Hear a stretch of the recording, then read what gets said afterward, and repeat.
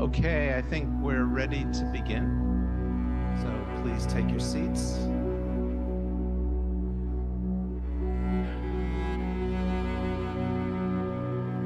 So the town clerk, Mr. Kaufman, tells me that we have a quorum, and I acknowledge the publication and the proper service of the warrant. So I think we're ready to start our proceedings. The first thing we do is we sing the national anthem, and I'm looking for, okay. Vina Priestley is going to lead us in the national anthem.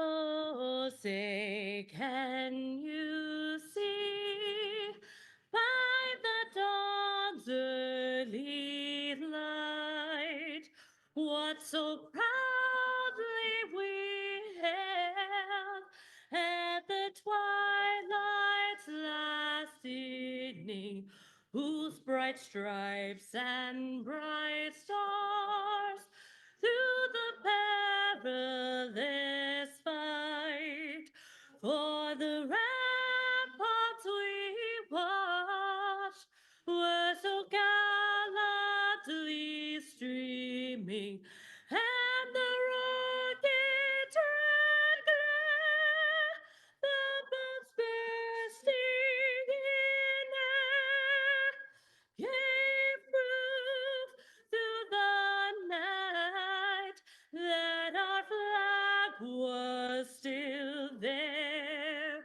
Oh, say does that star-spangled banner yet wave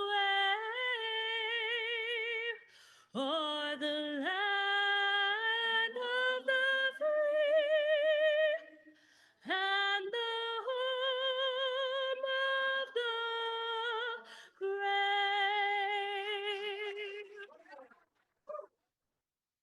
Thank you.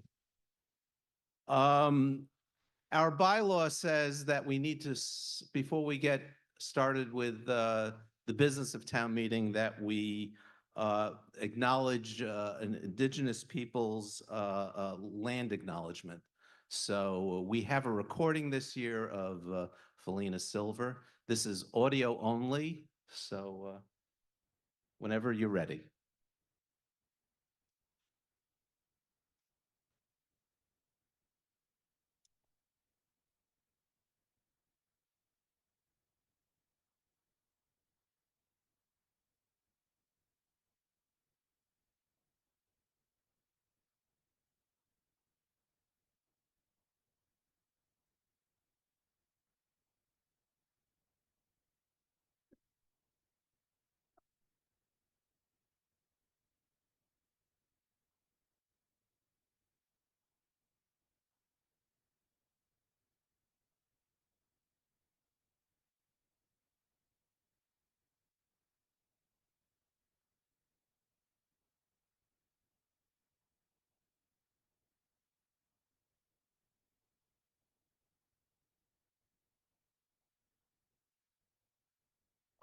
We seem to be having technical difficulties. We'll do it first thing tomorrow evening, so we'll have the land acknowledgement tomorrow. Start with a few announcements. First, I will introduce a visitor we have here, Greg Schwartz, who's our state rep, one of our state reps. Greg, he has parts of precinct 5, 14, and 15, all of 14 and 15. So those of you, especially town meeting members from those precincts, introduce yourself to Greg. I'm glad Greg is here.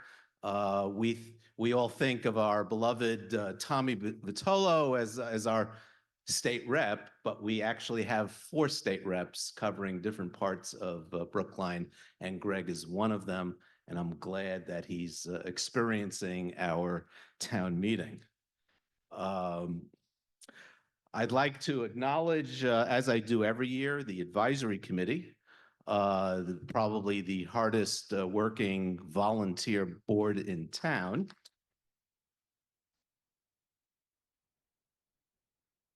And I don't think town meeting would be successful without the advisory committee and the way they lay out the different options and analysis that are before us. Um, so we have openings on the advisory committee. There are 2 precincts that do not have town meeting members, and I'm actively looking for folks, especially in precincts 6 and 13, and I'll be happy to pull the arm behind your back to join. And anyone who's interested in joining the advisory committee, please send me an email. Can you display the presentation that a couple of little things. I said last year that I'd be appointing a website work group. I haven't done that because as I got into the summer, my focus was summer. As I got into the winter, my focus was updating town meeting procedures and thinking about that kind of stuff. And I wasn't really prepared to take on the administrative tasks of forming a formal town work group, but I have been working on the town website. So above you see the current meeting files, town meeting files, and this is where you should be if you're following on the web. And there is a link which is circled called the Town Meeting Progress Tracking Spreadsheet. So go to the next slide, please. Next slide, please. And this is what it shows. And and the new thing this year is there are links to the pages with the motions. So you can use this as you're kind of going back and forth. And what I hope to do is, as town meeting progresses, I hope to keep it up to date so you can see what warrant articles we've done. Last year was an experiment, and I was able to do it. It's not rocket science. So I'll continue doing it. I cannot promise that I will get it updated immediately, but I'll do my best to keep it as updated as possible. Next slide. And there's another new button, Town Meeting Resources. Next slide. And I've created the new Town Meeting Resources page, which contains what I think are helpful links that you may find useful. There's links to some advisory committee resources, other town resources, including the budget and Budget Central, and then some Massachusetts resources on town government. If you know of suggestions that I should include on this page, by all means. I actually have the rights to actually go in and make changes to the page. So we don't have to go through bureaucracy to get it done. I can just do it. Let's go to the next slide. Okay, last year we had an experiment, which was on the podium is a timer, and I'm continuing that. So for those of you who haven't spoken at town meeting, this is what you're going to see when you come up to the podium, and it will count down. And that way I don't have to shout at you, oh, you have a minute left. And hopefully I won't have to shout at you, you've run out of time. So I found things tend to go a lot smoother if I don't have to shout over people.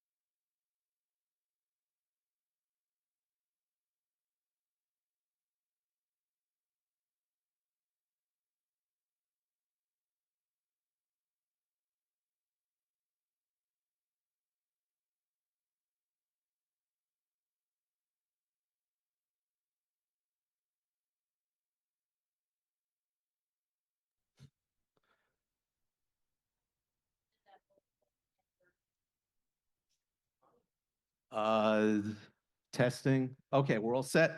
Okay. Um, and what other things? Okay, for those of you who are remote, you can use the chat line you can use the chat to indicate that you'd like to speak. I'll also be strict about points of order, making sure they're really points of order. And also points of privilege. And I guess the last couple of things, when you speak, you start with your name and your precinct. We've always done that, so please continue. And the next slide. So we've had a few requests for taking warrant articles out of order. They affect not tonight, but they affect starting tomorrow. And these requests were to accommodate some non-town meeting member participants who are petitioners. So I hope you'll vote yes. I'm going to put my thumb on the scale that I hope you vote yes. So the first vote, and we're going to use it as a test vote, is a motion to I got to step back. I have to turn the proceedings over to the town clerk to swear in the many new and re-elected town meeting members. Thank you. Thank you, Mr. Moderator. I'm Ben Kaufman. I'm the town clerk. I would like to invite any newly elected or newly re-elected town meeting members to please rise to assume their oath of office. You could please raise your right hands and repeat after me. I do solemnly swear or affirm that I will faithfully and impartially discharge all the duties incumbent on me as a town meeting member, according to the best of my ability and understanding, agreeably to the rules and regulations of the Constitution, the laws of the Commonwealth, and under rules, regulations, and bylaws made under authority thereon. Congratulations to you all.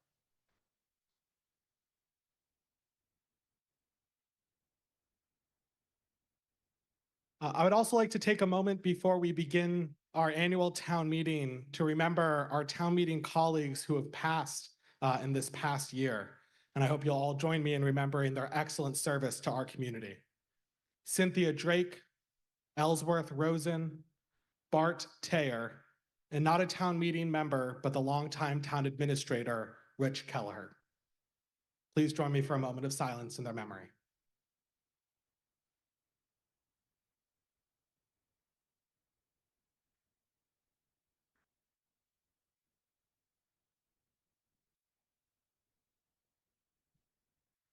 Okay, thank you, Mr. Kaufman.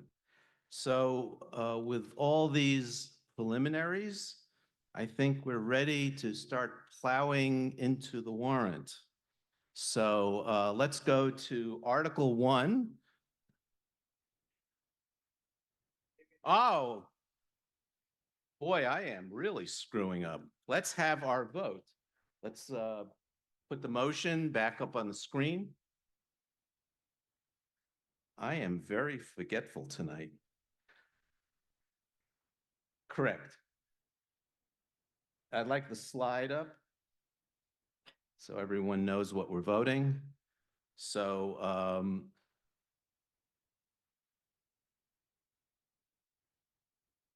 we'll be tomorrow.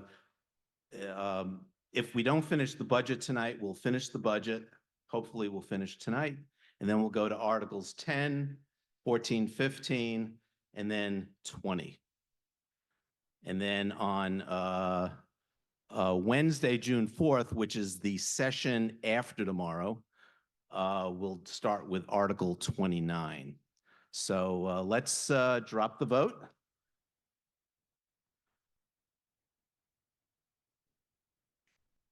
And we're voting.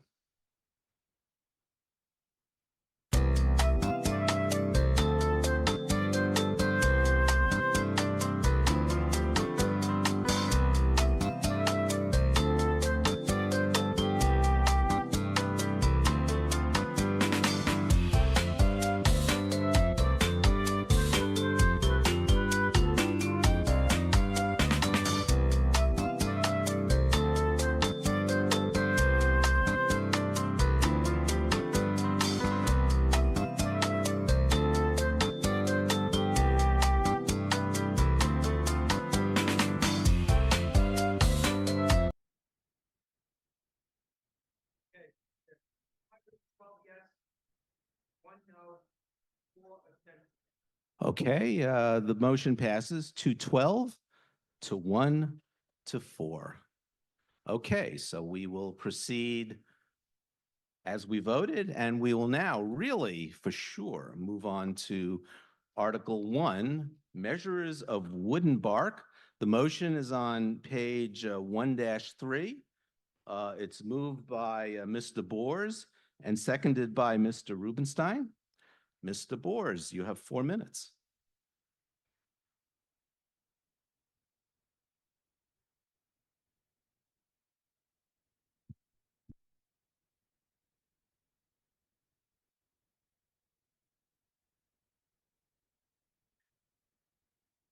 Is picking up okay? Do I need it closer? Turn the mic.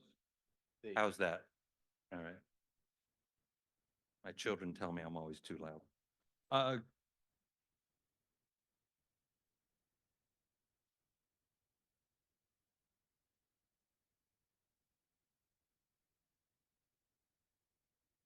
That's good.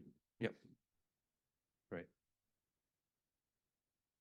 Good evening, Harry Bors speaking on behalf of the Advisory Committee for Warrant Article 1. I'll remind you that Warrant Article 1 calls for the measures of wood and bark to be 2, appointed by the Select Board, and this comes at no cost to the town, and for that matter, without any remuneration, other than perhaps ceremonial. It also comes with little risk, other than perhaps the associated splinter or a startled vermin. I will not remind you that a cord of wood is 8 feet by 4 feet by 4 feet, and that it's 128 cubic feet, because I assume, well, you all know that already. And of course, students having gone through the public schools of Brookline already have this ingrained in their psyche.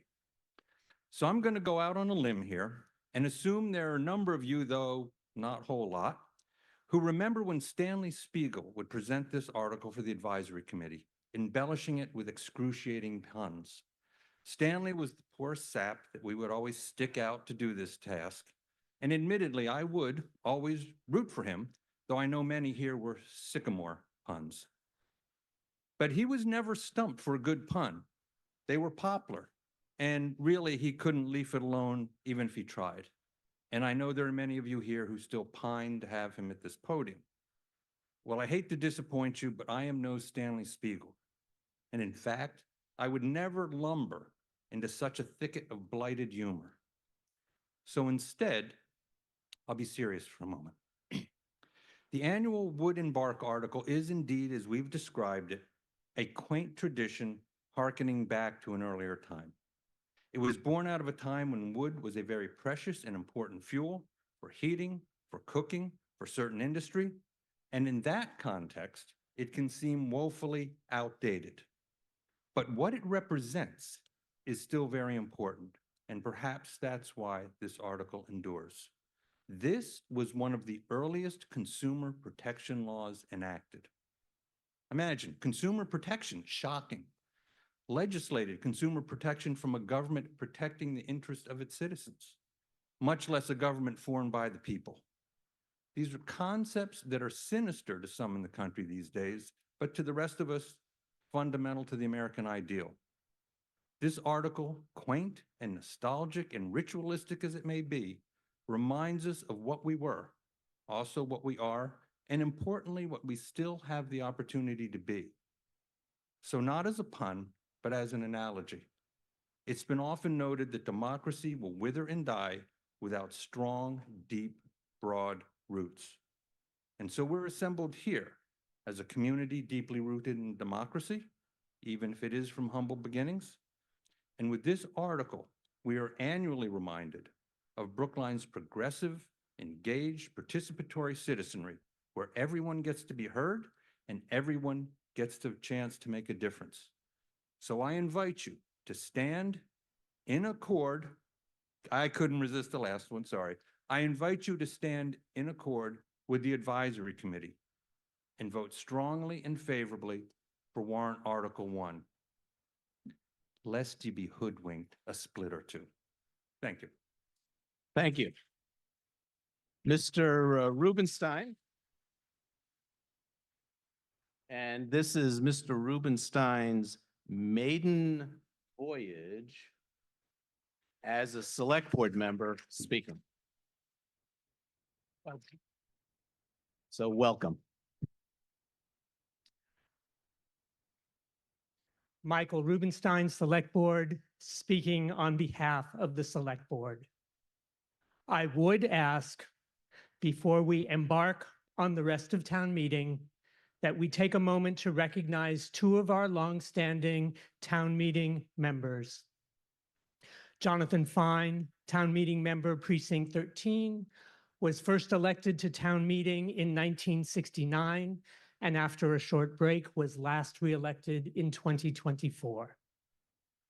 Barbara Scotto, town meeting member, Precinct 2, was first elected to town meeting in 1970 and has served continuously since. We should all thank you both for your long service to Brookline.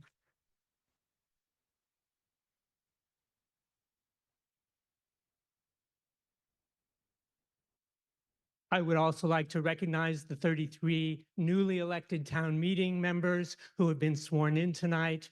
Thank you as well for being part of Brookline's representative legislature, which was voted into existence in 1915 after over 2 centuries of open town meeting. Thank you. Now to the matter at hand. The Select Board unanimously recommends favorable action on warrant Article 1. Thank you. Okay. So for the motion, I think we're ready for a vote. A yes vote means that you accept that we should have 2 measures of wood and bark, and no means you don't accept it. So let's drop the vote and get the counter going.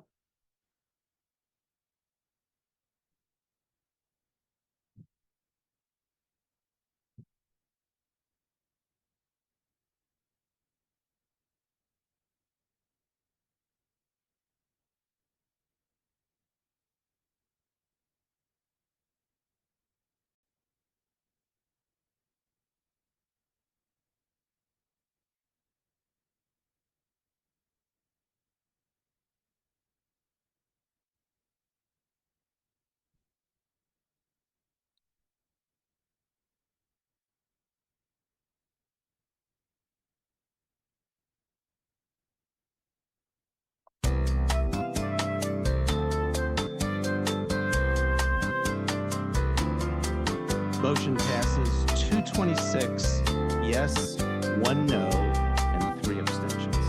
Moving on to Article 2. Article 2 is ratifying a number of collective bargaining agreements. There are, I think it's 5 motions, which we'll hopefully take as an omnibus. The motions are on pages 2-2, and then they continue on the supplement 1, pages 1 and 2. It's moved by Mr. Green and seconded by Mr. Dowdy. Mr. Green.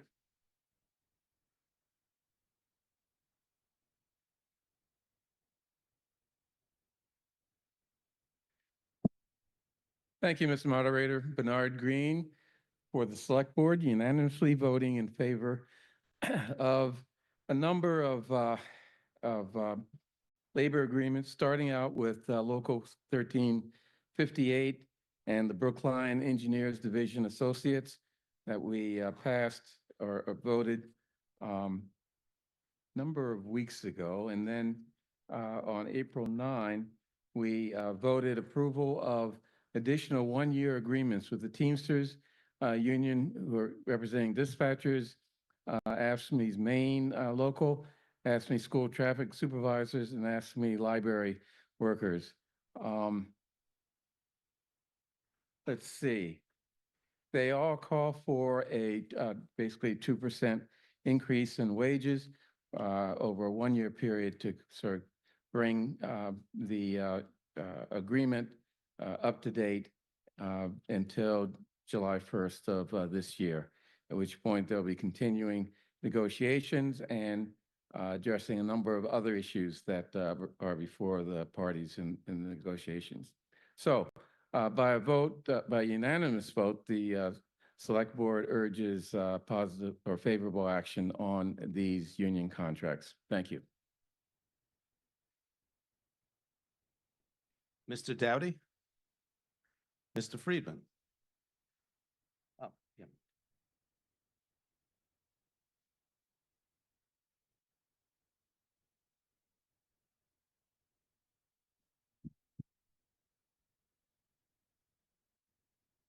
Harry Friedman, Precinct 12, speaking on behalf of the Advisory Committee.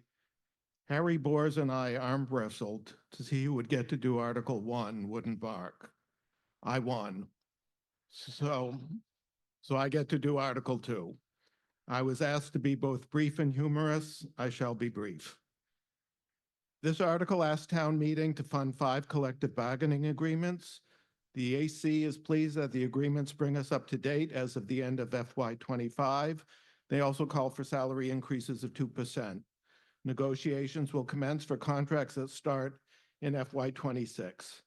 Several weeks ago, the Advisory Committee recommended favorable action on the contract with the Brookline Engineering Associates by a vote of 21-0. Last week, the AC recommended favorable action on the contract with AFSCME 1358 Maine, that's Maine without an E, by a vote of 14-1-1, and by a vote of 15-0-1, advisory recommends favorable action on the contracts with the school traffic supervisors, the library employees, and the Teamsters Local 25 dispatchers. Thank you. Thank you. Being that we have no other speakers signed up, I'm going to call for a vote.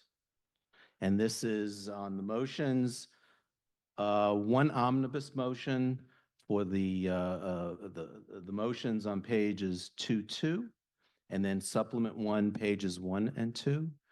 And a yes is to ratify and accept the collective bargaining agreements, and a no is you don't. So let's go. Drop the vote.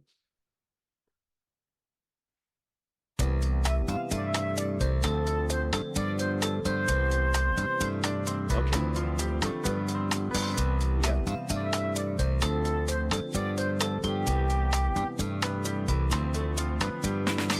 The vote has come up.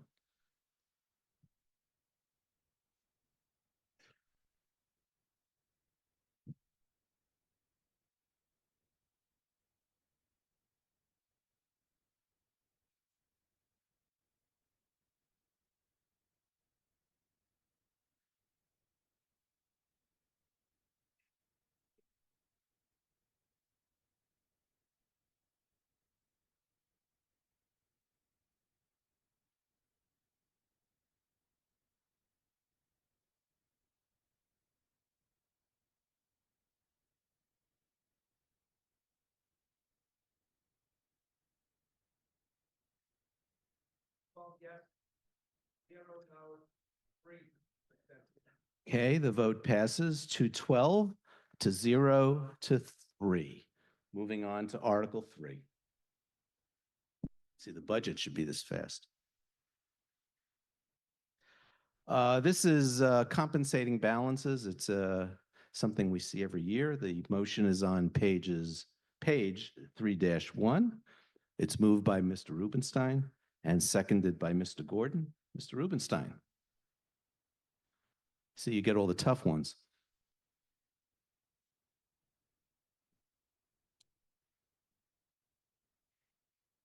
Don't hold your breath. Michael Rubenstein, Select Board, speaking on behalf of the Select Board.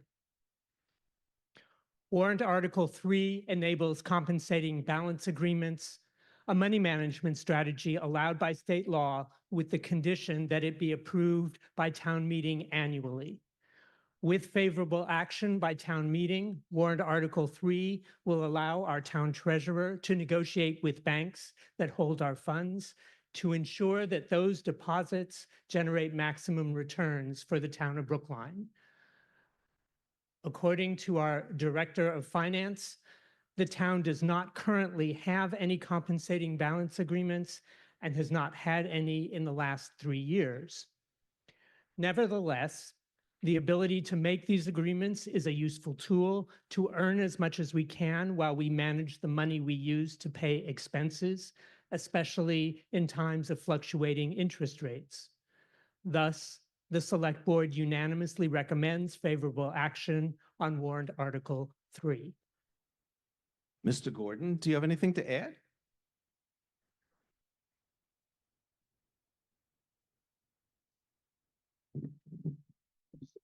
Neil Gordon, Precinct 1 Town Meeting Member, speaking for a unanimous advisory committee that by a vote of 24-0 with no abstentions recommends favorable action on Article 3. Thank you.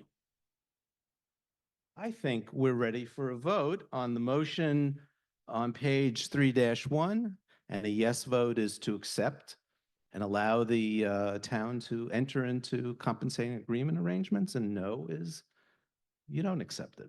Can't do it. Drop the vote.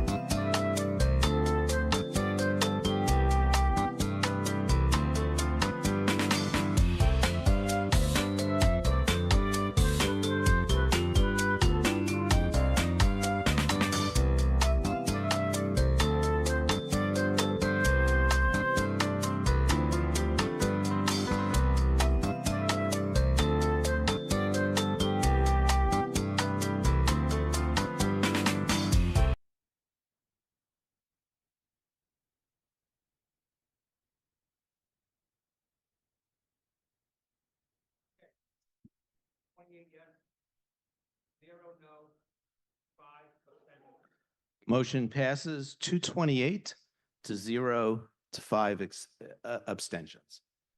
Moving right along, Articles 4 and 5 do not have motions. Therefore, we'll move on to Article 6. And this is the approval of an unpaid bill. The motion is on page 6-3. And this is one of those strange things in state law that requires a 4/5 vote, 80%. So the motion is made by Jocelyn Murphy and seconded by Mr. Perlman. Ms. Murphy.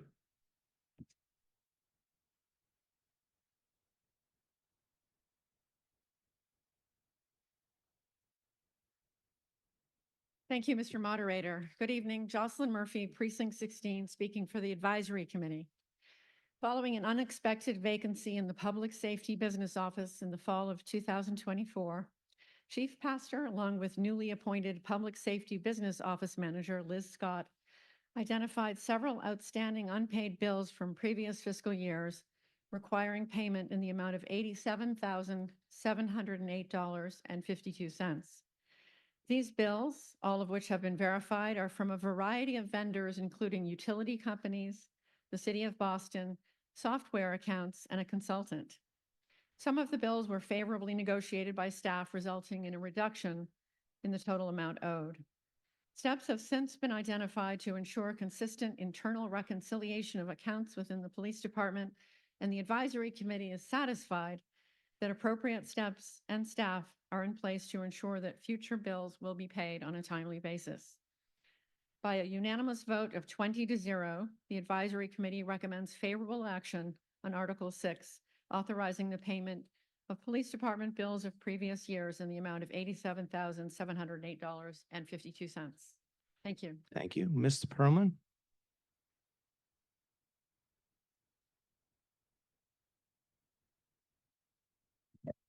Good evening, David Perlman, Select Board, on behalf of a unanimous Select Board. And in the interest of not being redundant, we unanimously vote favorable action on the motion offered by the Advisory Committee. Okay, I think we don't have any more speakers, so I think we're ready for a vote. And the motion, as I said, is on page 6-3. So a yes means the town can pay the bill, and no, we shouldn't pay the bill. So we're ready for a vote. Drop the vote.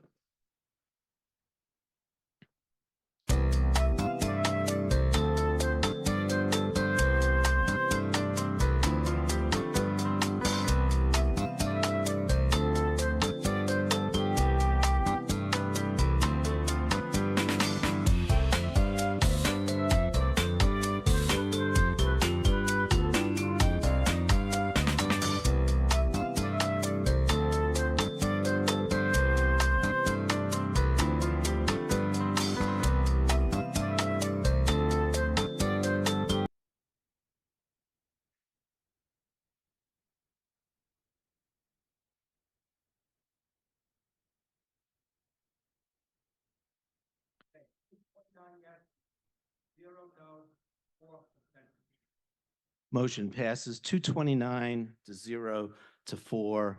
We can pay the bill. Thank you. Okay, moving right along to Article 7. And this is another one of those yearly warrant articles, but this one this year is a little different, which I'm sure we're going to hear a little about, hopefully not too much, but a little, enough to get people to vote for it, hopefully. So the motion is on page 7-2. The motion is made by Mr. Rubenstein and is seconded by Mr. Penzel.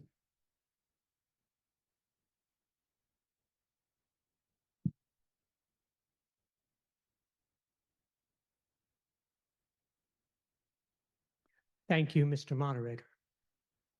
Michael Rubenstein, Select Board, speaking on behalf of the Select Board.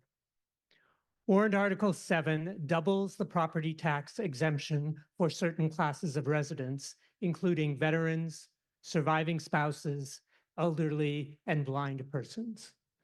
Versions of this article have been passed annually by town meeting since fiscal year 1989. The cost of providing these exemptions in fiscal year 2025 was $37,150. The anticipated cost in fiscal year 2026 is $35,750. The cost will be paid through a reserve fund, not the general fund. Unlike previous years, this year's warrant article uses a different state law to authorize these exemptions. Under Massachusetts General Law, Chapter 59, Section 5C and a half, authorization of these property tax exemptions remains until town meeting passes a warrant article to rescind the authorization. Given that these exemptions have been routinely authorized for 38 years, it is prudent to simplify the authorization in future years by passing this warrant article. Thus, the Select Board unanimously recommends favorable action on warrant Article 7. Thank you. Mr. Penzel?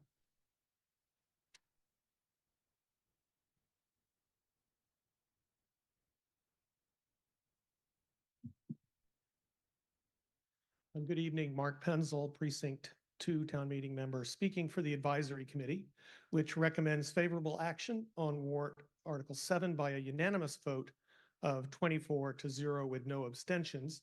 I was to have presented a speech by Susan Granoff, but she's under the weather. And this is her speech, but it essentially says what Michael has just said. So I will simply again emphasize that the advisory committee unanimously moves for favorable action on this article. Thank you. Thank you. Wise move. I think we're ready for a vote on this article. And the motion is on page 7-2. And a yes vote is to accept the provisions that allow for certain property tax exemptions. As you heard, a no means we don't accept it. Okay, drop the vote.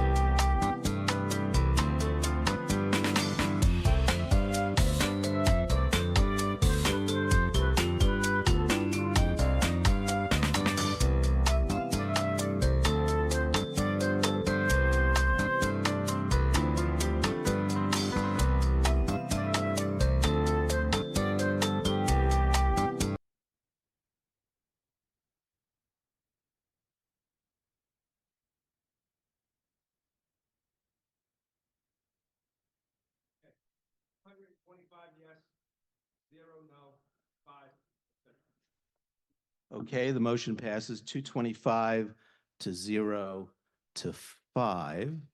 And I've just been told to ask everyone if you have problems, IT problems, there are folks in the back who can help you.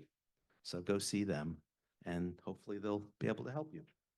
Okay, we have one more easy one. Hopefully it's easy.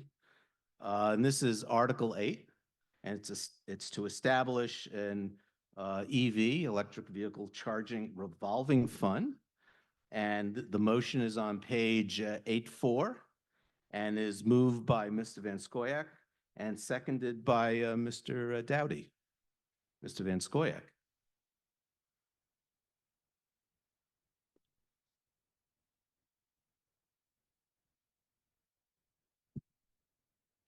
John Van Scoyac speaking for the unanimous vote of the Select Board. Article 8 is an amendment to the town's general bylaws that would establish a revolving fund to segregate fees from town-owned electric vehicle chargers so that they can be used to cover the costs associated with operating these charges, such as utilities, software, and maintenance. The advantages of the revolving fund arrangement are twofold. Number one, revenues and costs from the chargers will rise and fall with usage. And since 100% of the revenues will stay in the revolving fund, increased usage will not risk a shortfall of funds to pay increased utility costs. And number two, the model for such a fund is well known and has been successful. Examples are the Recreation Revolving Fund and the Public Library's Copier Fund. The Select Board voted unanimously favorable action on Article 8. Mr. Dowdy.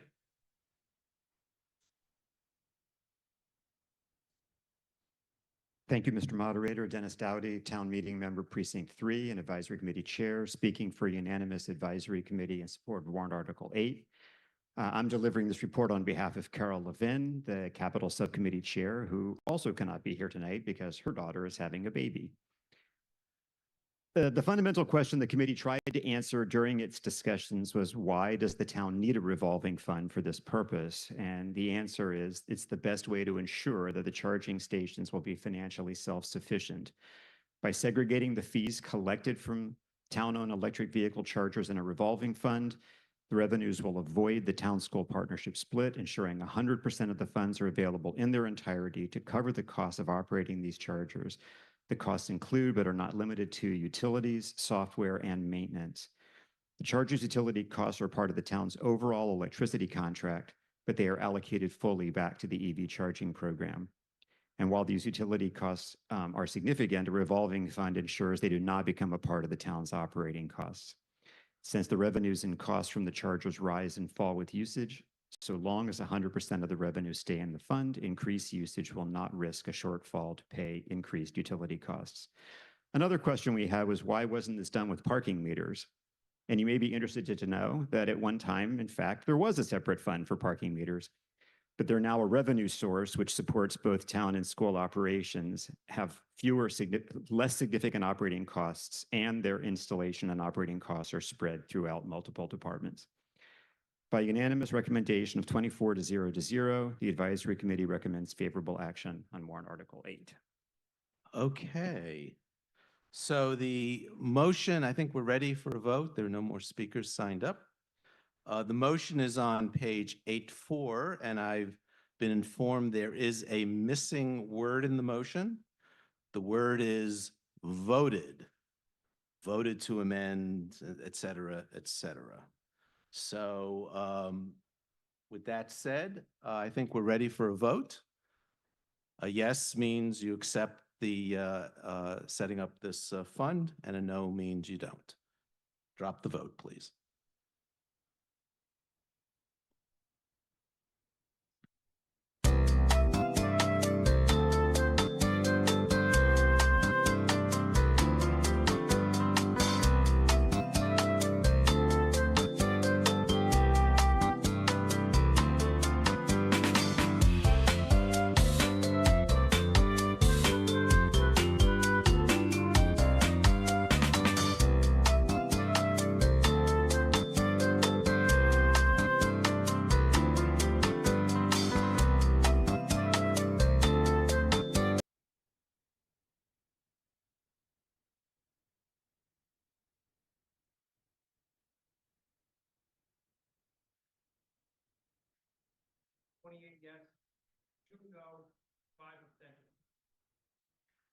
Okay, the motion passes 228 to 2 to 5.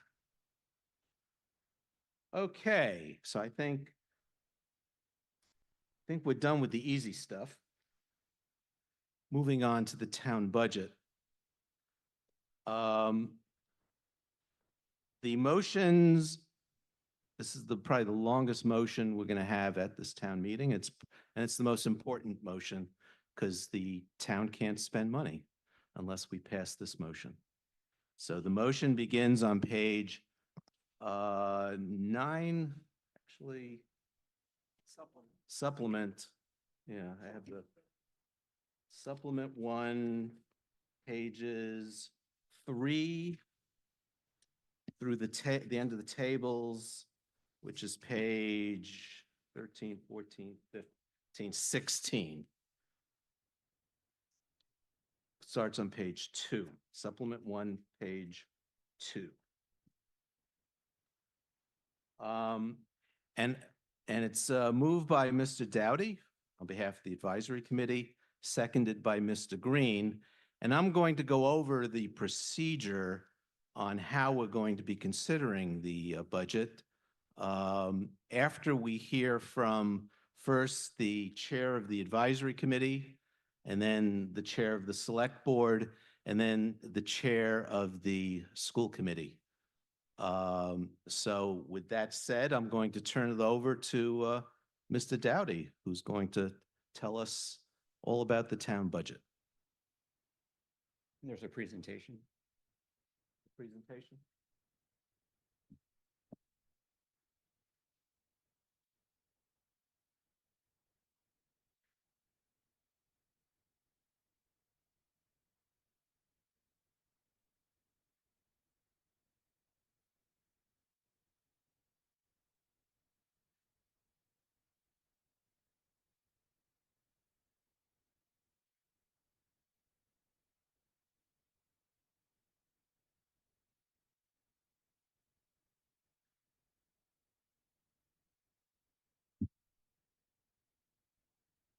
Thank you, Mr. Moderator.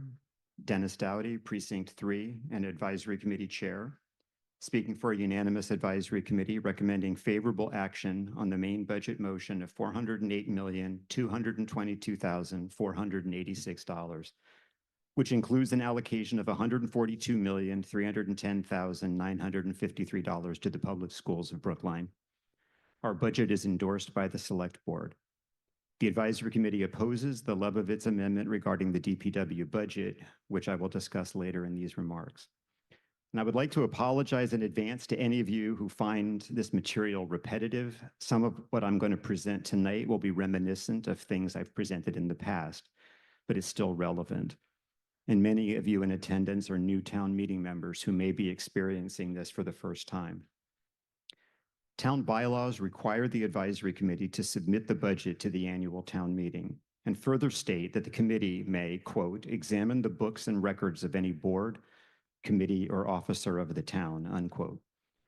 In practice, what that means is that the advisory committee holds public hearings in which it reviews the budget requests for each department, makes recommendations on each request, which in some cases represent significant departures from the original proposals, issues reports, and ultimately combines the whole thing into the comprehensive budget motion under debate now. In 2025, the advisory committee has held 39 budget-related public hearings or meetings and an additional 40 public hearings or meetings related to warrant articles. Next slide. So I would like to take this opportunity to thank each and every member of the advisory committee for their dedication to this task. The amount of work that goes into the process of budget oversight is tremendous and typically thankless. So I want to thank you. And of course, thanks should be extended to town administration, Chaz Carey, Melissa Goff, Charlie Young, Lincoln Heineman, just to name a few who are often with us late into the evening. Let me take a brief sidetrack here to talk about participatory democracy, which will presumably be discussed at greater length when we get to warrant Article 30.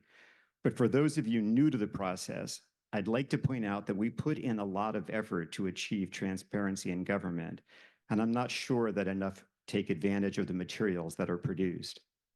So did you know, for example, that the advisory committee has a website, next slide, where we maintain a complete history of our departmental budget reviews? Next slide. And our warrant article reviews, and all our reports, and every document we've ever reviewed. And additionally, next slide, as I've sent out over email, there's a tool that tries to aggregate meeting information across all of the town bodies. So if you have a particular interest in a particular warrant article, you can track its history as it progresses through the entire review process. But participatory democracy is only as useful as its participants, and these tools exist to help you participate, so I encourage you to do so. The fiscal year 2026 budget request is unusual for one reason that has perhaps gone unnoticed.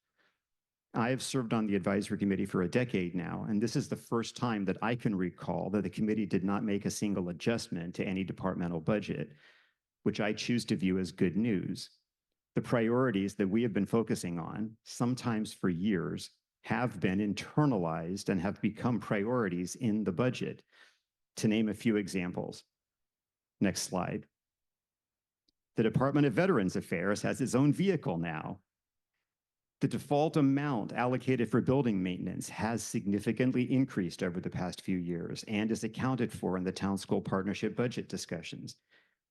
We're no longer in the business of subsidizing parking meter credit card fees.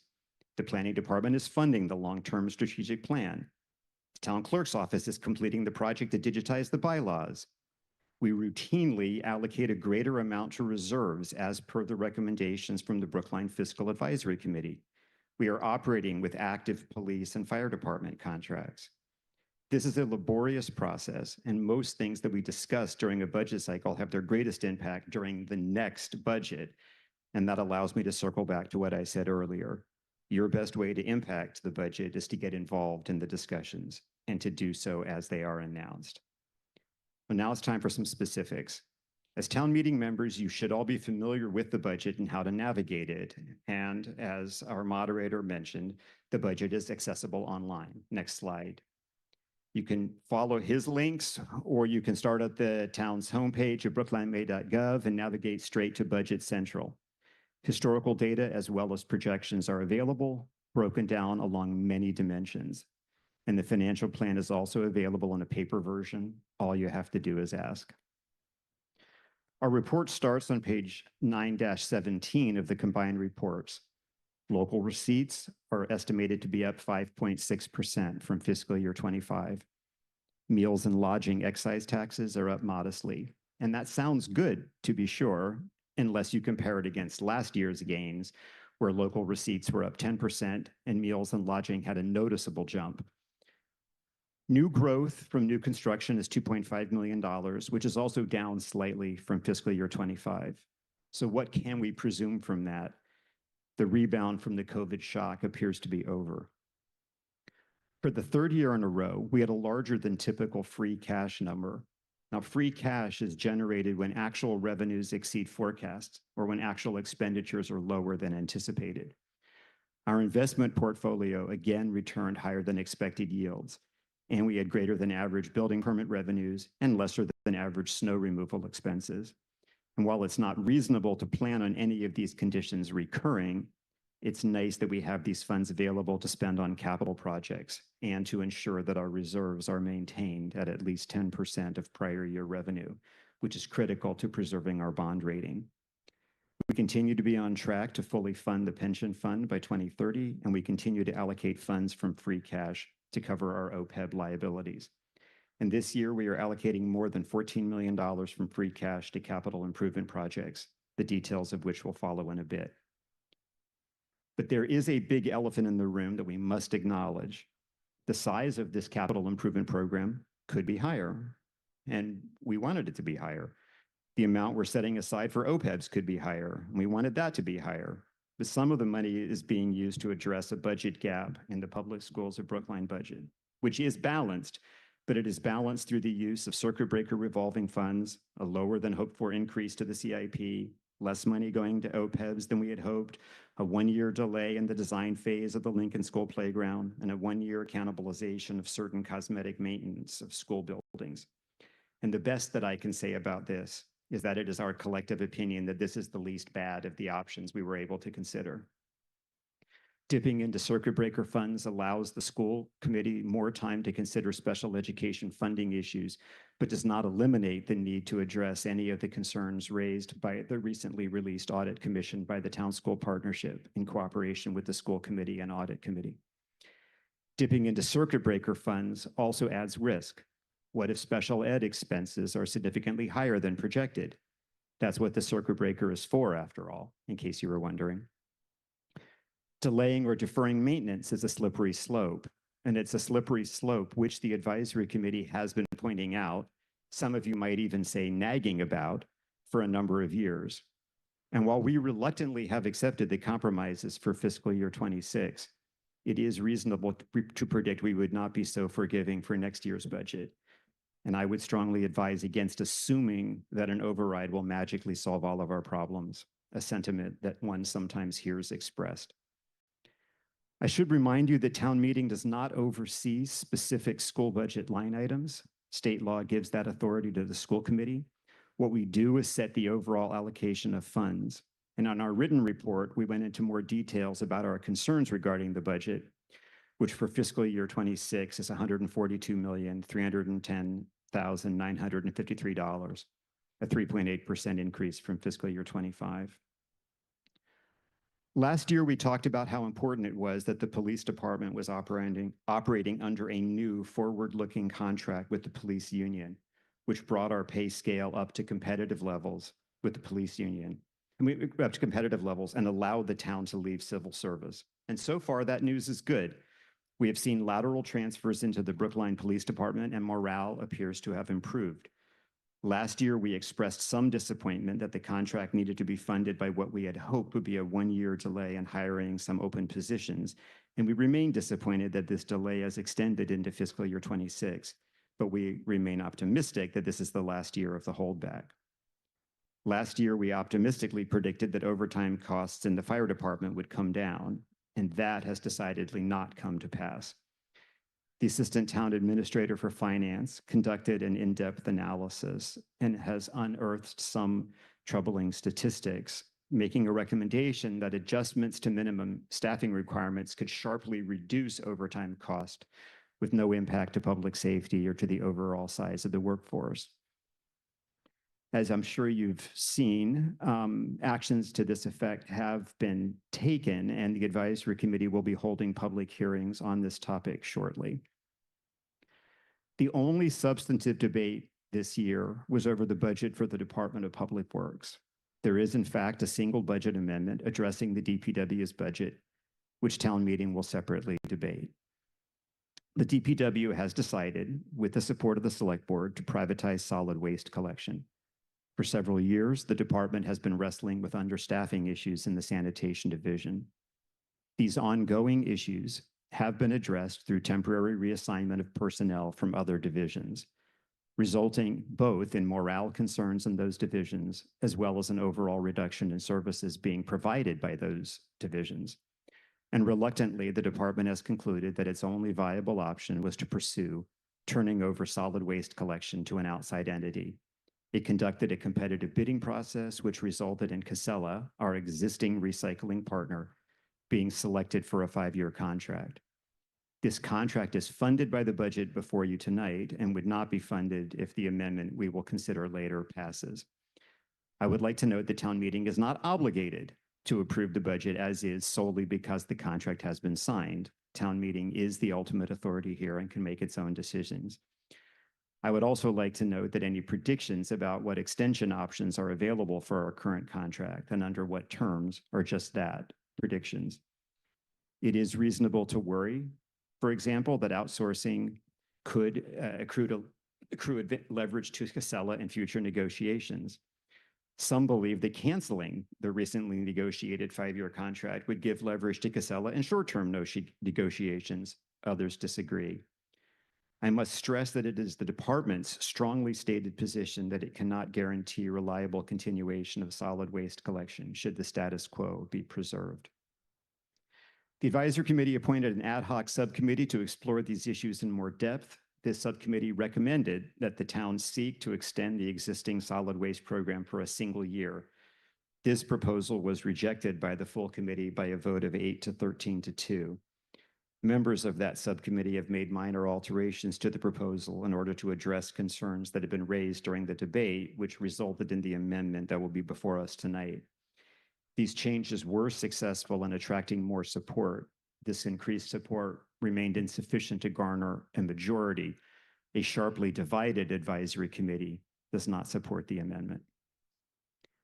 Before I conclude my remarks on the operating budget, I'd like to touch on one issue that received significant attention during the budget review process: the status of the feasibility study for an outdoor swimming pool, which has been a topic of much debate for close to 25 years. And requests for feasibility studies were approved by this body in 2019, in 2022. In 2023, we amended the budget to encumber certain funds to be applied to a feasibility study.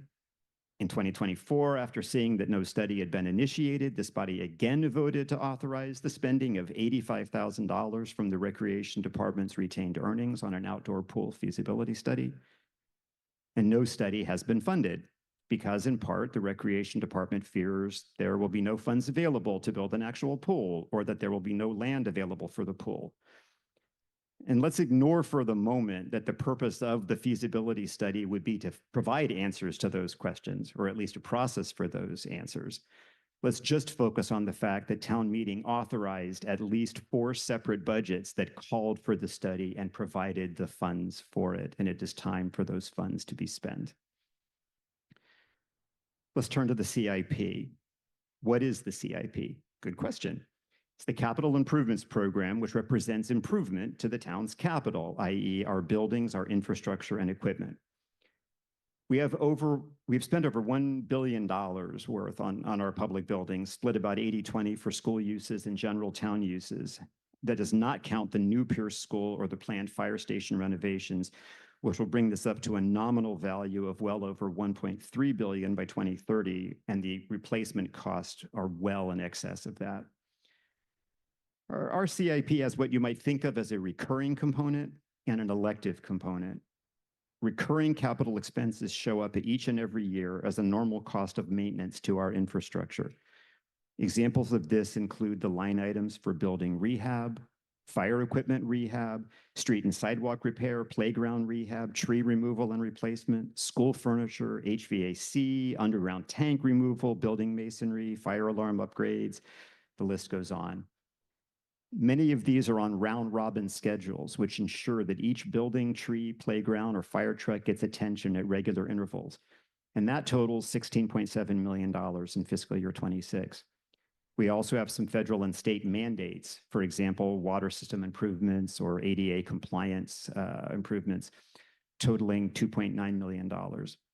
And in fiscal year 26, our elective expenses include ongoing funding of the comprehensive plan, traffic calming initiatives, Vision Zero safety improvements, bicycle access improvements, additional street rehab, a feasibility study for a long-term plan for the DPW waste facilities, the Washington Street rehab project, additional Big Belly stations, the Griggs Park renovation, tennis court rehab of the Elliott Recreation Center.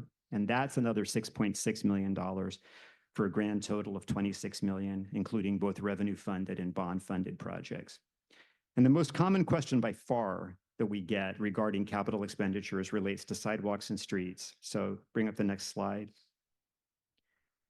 Here's a chart which shows our expenditures on streets and sidewalks over time. I don't know if you can read that, but you can see the advantages of having a high free cash number to spend in the last 2 years, because the amount we've spent recently has far exceeded what we were historically able to spend. And that's been great, but it's not clear that it will always be able to continue at that rate. Let me remind all of you that the town continues to face what are often called structural deficits. And I'd like to try to show you visually what that means. And I should note that this what I'm about to show you is a gross oversimplification, but I think it is important for you to understand some of the underlying concerns. Next slide. Imagine we have a homeowner in a hypothetical any town with a house worth $10,000 and her salary is $1,000 a year, and her property taxes are $100 a year. Those taxes provide the revenue for any town, which for this 100-house town means its operating budget is $10,000, just simple.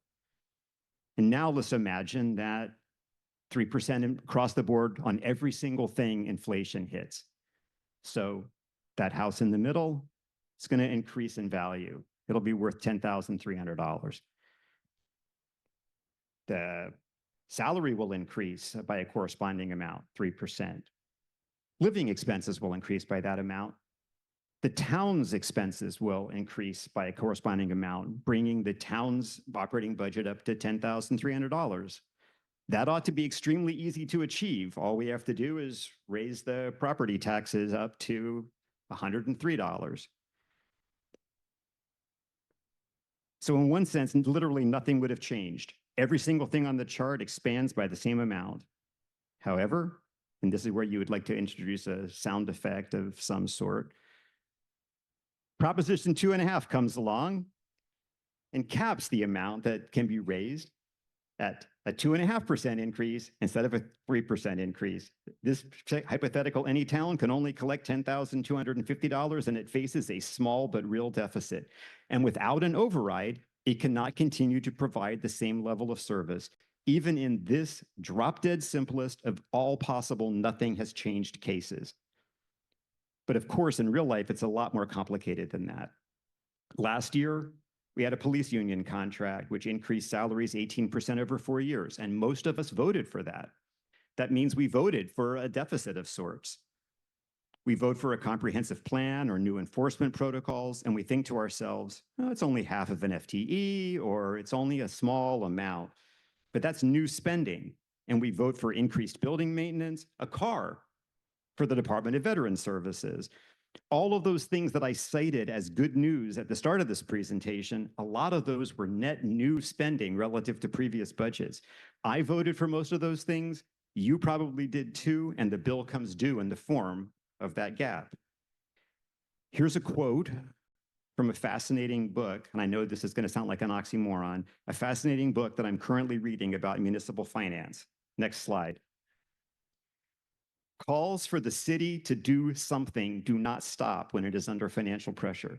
When the city tries to evaluate its scope of activity, its analysis is paralyzed by the prospect of shedding the somethings that some people want to preserve. Then the city official's only alternative is to declare a revenue problem. When something is better than nothing, it is difficult to get rid of anything.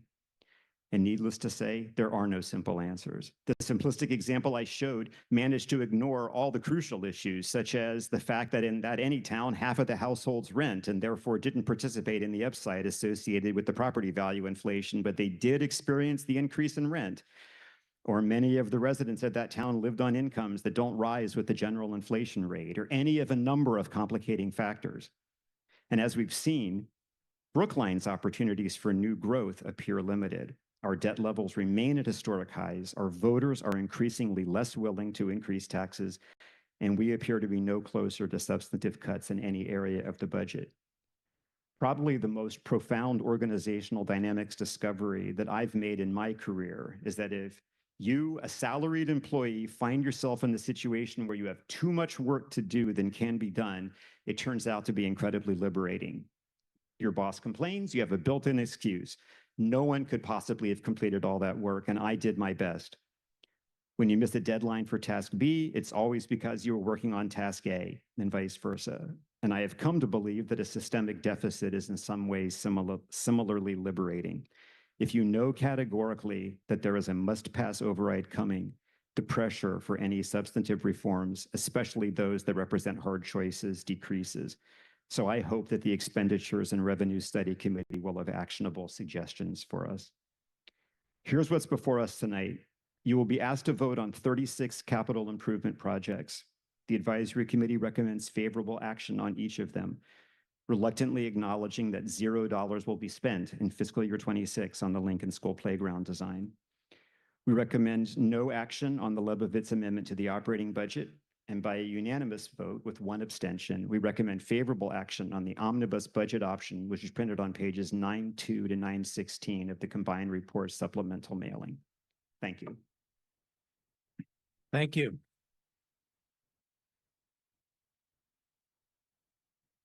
Mr. Green.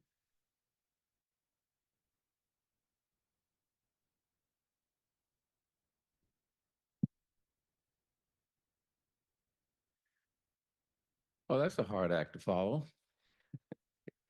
Good evening. I'm Bernard Green, Chair of the Brookline Select Board, and this is the statement of the Chair of the Select Board following the presentation of the Advisory Committee's budget by the Chair of the Advisory Committee. Town Meeting Handbook tells me to make this statement, but gives me no guidance as to what I should say. Many chairs, including me in the past, interpreted this role as being giving the town a state of the town presentation. My statement will be a little more modest than that. I do want to give a general thank you to the many people who work behind the scenes or in full public view who make this town successful. I will not list them all because of time considerations, although I probably could squeeze some time out of the moderator. But I urge you as legislative leaders of our town, you're welcome. As legislative leaders of our town, to learn their names, what they do. And when you see them, say thank you. They appreciate that. I also want to discuss a few issues that are directly related to the budget discussion, and some that are somewhat outside the discussion, but which nonetheless ultimately impact the budget and impact the environment within which the budget can be constructed. Let me start off by saying the state of the town of Brookline is excellent. And we all are so lucky and privileged to be living in Brookline, Massachusetts. We are privileged whether we live in a big house in South Brookline, a rental unit in an old decrepit building, a small condo, or a housing authority apartment. We are privileged because of the quality of our schools, the professionalism of our police and fire departments, our safe streets and quality of town services, and our access to transportation and proximity to world-class healthcare and educational resources. Please appreciate what we have here in Brookline. At the same time, we don't smugly ignore those who are not so privileged. We are a progressive town, and we work and organize in many ways to bring our privilege to others in the state, the nation, and the world. so that no one is denied the privileges that we enjoy. We try. We don't always succeed, but we try. And we do that through town meeting resolutions from this body, among many other things. And I think that's important for us to think about as we go about doing the business of Brookline, that we're privileged, we're lucky, and as a result, we work for the better good of much more than just us. I want to recognize the newly elected or caucused in town meeting members. Thank you for your willingness to serve this town in this unique in the world form of self-government. I urge current town meeting members to get to know and assist your new colleagues and help them work through the intricacies and avoid the pitfalls of town government. Some quick congratulations go to Michael Rubenstein on our new member on the select board, who has started off at a very fast pace, and we appreciate the things that he's done so far, and look forward to a great working relationship with him over the next few years. Also, the other newly elected town officials. For those who are leaving town service, thank you and stay involved in your town. A special shout out to our beloved former director of the Council on Aging, Ruth Ann Dobeck, who has retired.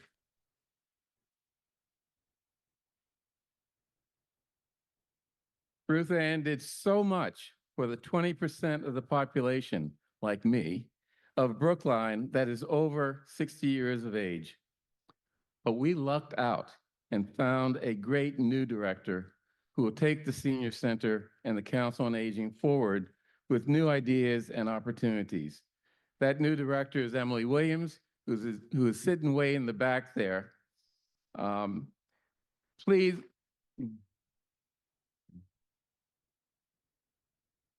When you have a chance, please say hello to her and introduce yourself. We're looking forward to great things at the Senior Center and elsewhere in this town. Also, some quick acknowledgments of the hard work and great results of all of the staff of the town in each department. Everyone gives 100% plus to the town and its residents. They can't work miracles and solve all of the concerns people have, but they do an excellent job and sometimes come pretty close to perfection. They know who they are. Thank you.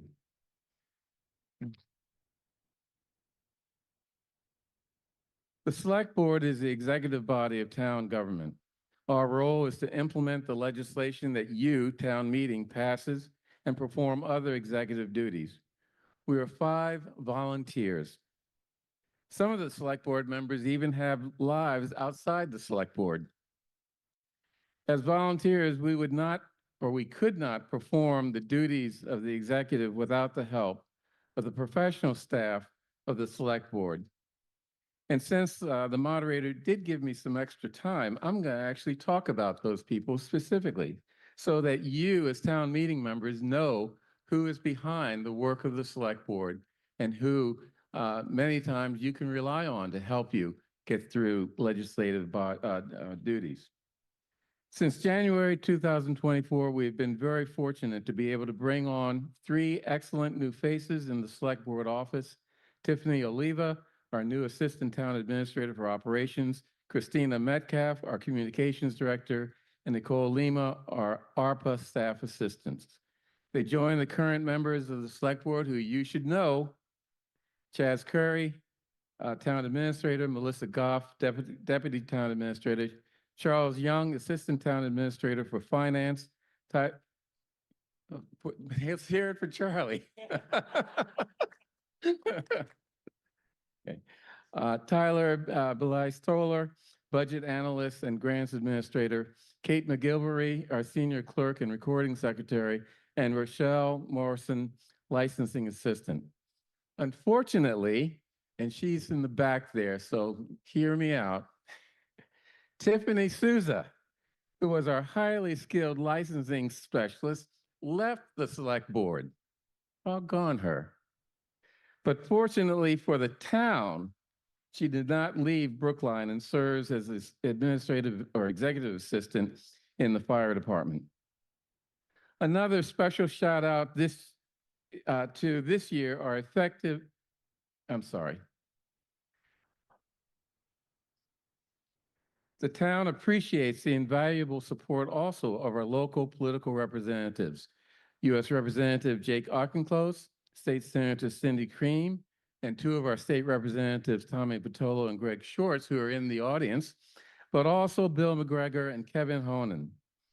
We really rely on them for guidance as well as sometimes for money through various means at the state and federal government. I also want to recognize and thank Brookline Interactive Group and its new director, Jessica Smizer, and Director of Operations, Heather Hamilton. Also, Eric Sack, who's always around the select board hearing room troubleshooting the electronics, which always gives us problems, but he's able to figure out most of the time what to do. And Big's entire dedicated staff for their support of the town by recording meetings of the select board and making it possible during the COVID crisis of us continuing operations, but even after that, through our hybrid meeting format, allowing even more people to participate in town government. What follows are some highlights and other lights of the past year, showing what we have been trying to do for the long-term fiscal, cultural, and educational strength of the town and maintaining it as a first-class place to live, work, and visit. Around the time that the sovereign debt rating of the United States was being downgraded by Moody's to AA, the credit rating of Brookline was confirmed to be AAA and a stable credit rating. Yeah, thank both the town in general, but also yourself as town meeting for that accomplishment. That rating applies to the town as an issuer and for both an upcoming bond issue and our outstanding bonds. Among the reasons given by Moody's are our conservative budgeting, taxpayer support, and our recently revised reserve policies that govern our unreserved fund balance stabilization fund. Moody's noted that because of the policy revisions, the budget reserves are expected to grow, thereby securing our AAA rating long-term. They also cited the town's strong governance, that's you and us, and favorable institutional structure that includes strong transparency and disclosure practices. Moody's also viewed favorably the budget review performed by accounting firm Clifford Larson Allen that we undertook to look into the school budget, which I'll talk about shortly. We are very proud and very protective of our AAA bond rating. It allows us to finance school construction, firehouses, vehicle leases, and other capital needs at relatively low interest rates, because Moody's says that investors in the town's debt can be assured that their investments will be repaid. But to paraphrase something that Ben Franklin, originally from Boston, before he went to my hometown, Philadelphia, but he was alleged to have said something that I'm going to paraphrase, and that is that we have a AAA rating if we can keep it. And whether we keep it really depends on what we all do in terms of our budgets going forward. We have improved one of the things that we've done on the select board is improve our role in the budget process. The summer workshops that you may have heard of that we have held over the past few years are now the beginning of a process whereby the select board discusses and lists its goals for the upcoming fiscal year and integrates those goals into the budget process, which we didn't always do. That integration begins in September when our goals document is finalized and presented to town departments. Those goals are included in their deliberations as they start to prepare their budget requests. As the budget building process proceeds, our proposals will be part of that process. And at our budget hearings, we will be able to inquire as to how departments address those goals. If they were good goals, they'll be incorporated into their budget requests. If they weren't so great, maybe later. We also established a new expenditures and revenue committee to take a longer term and broader view of town and school finances and identify ways to better utilize our existing resources, acquire new resources, and develop the policies and procedures to ensure successful implementation. The committee will also determine, but it's not their primary role, whether or when to put an override on the ballot. These steps will play a critical role in helping the town manage the structural deficits that the tax limitations of state law impose on municipalities like Brookline. The schools are a separate elected body, or the school committee is a separate elected body, and the school board has little authority over their affairs. But their actions impacts the town. And sometimes we must act when and where we can.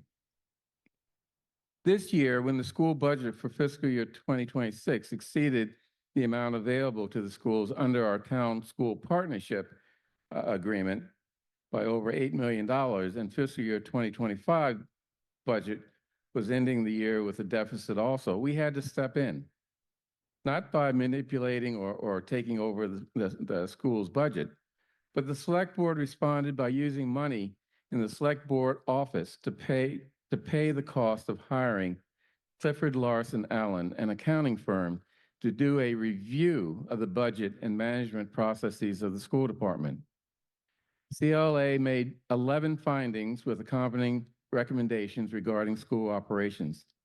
As part of our agreement with the school department, we will enter into a memorandum of agreement to address various issues that we can work on together and ensure that any problems do not continue into future years.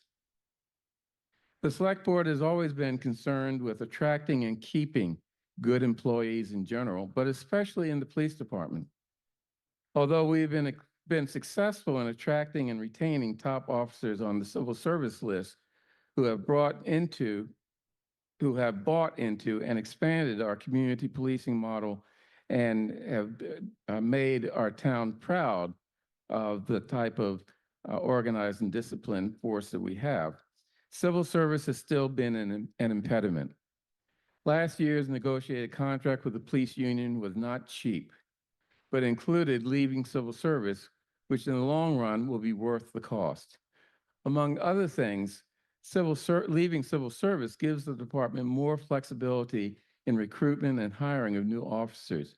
By being able to schedule more exams and have flexibility with respect to issues like residence and other requirements, we can hire officers that are more diverse and begin to build or continue to build a department that is focused on community policing and that the town can be very, very proud of going forward.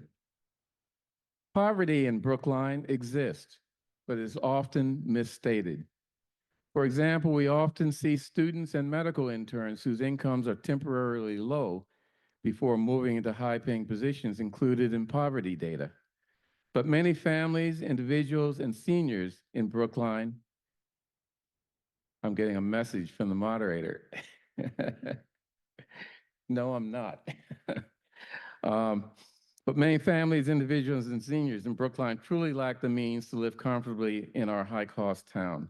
Let me skip over a few things and say we're responding to that with a number of actions by the Health and Human Services Department to figure out what the needs are that we can address for people who are struggling either economically or otherwise. For example, one of the things I think we should be proud of is the large number of low-income seniors in Brookline.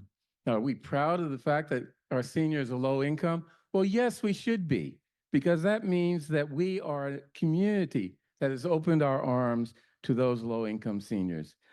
through the Brooklyn Housing Authority, private entities, and others. I want to spend just a few minutes talking about the DPW budget amendment that we will discuss later. I'm just going to make a couple comments. And Mr. Moderator, I crossed out a lot of stuff, so I'm hearing you. When the select board was presented with the possibility of privatizing our solid waste disposal services in October, the first question that we had, and actually each one of us had, was what would be the impact on our unionized workers? Only once we were shown that no union or other workers would lose their jobs or any benefits did we begin to consider the privatization option presented by Commissioner Aaron Shute and Director of Highways and Sanitation, Kevin Johnson. And we believed them because we trust them, because they are excellent staff and town employees and administrators.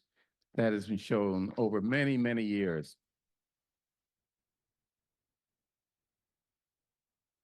So when they said it and then showed how they would ensure that, we began to carefully think about the proposal.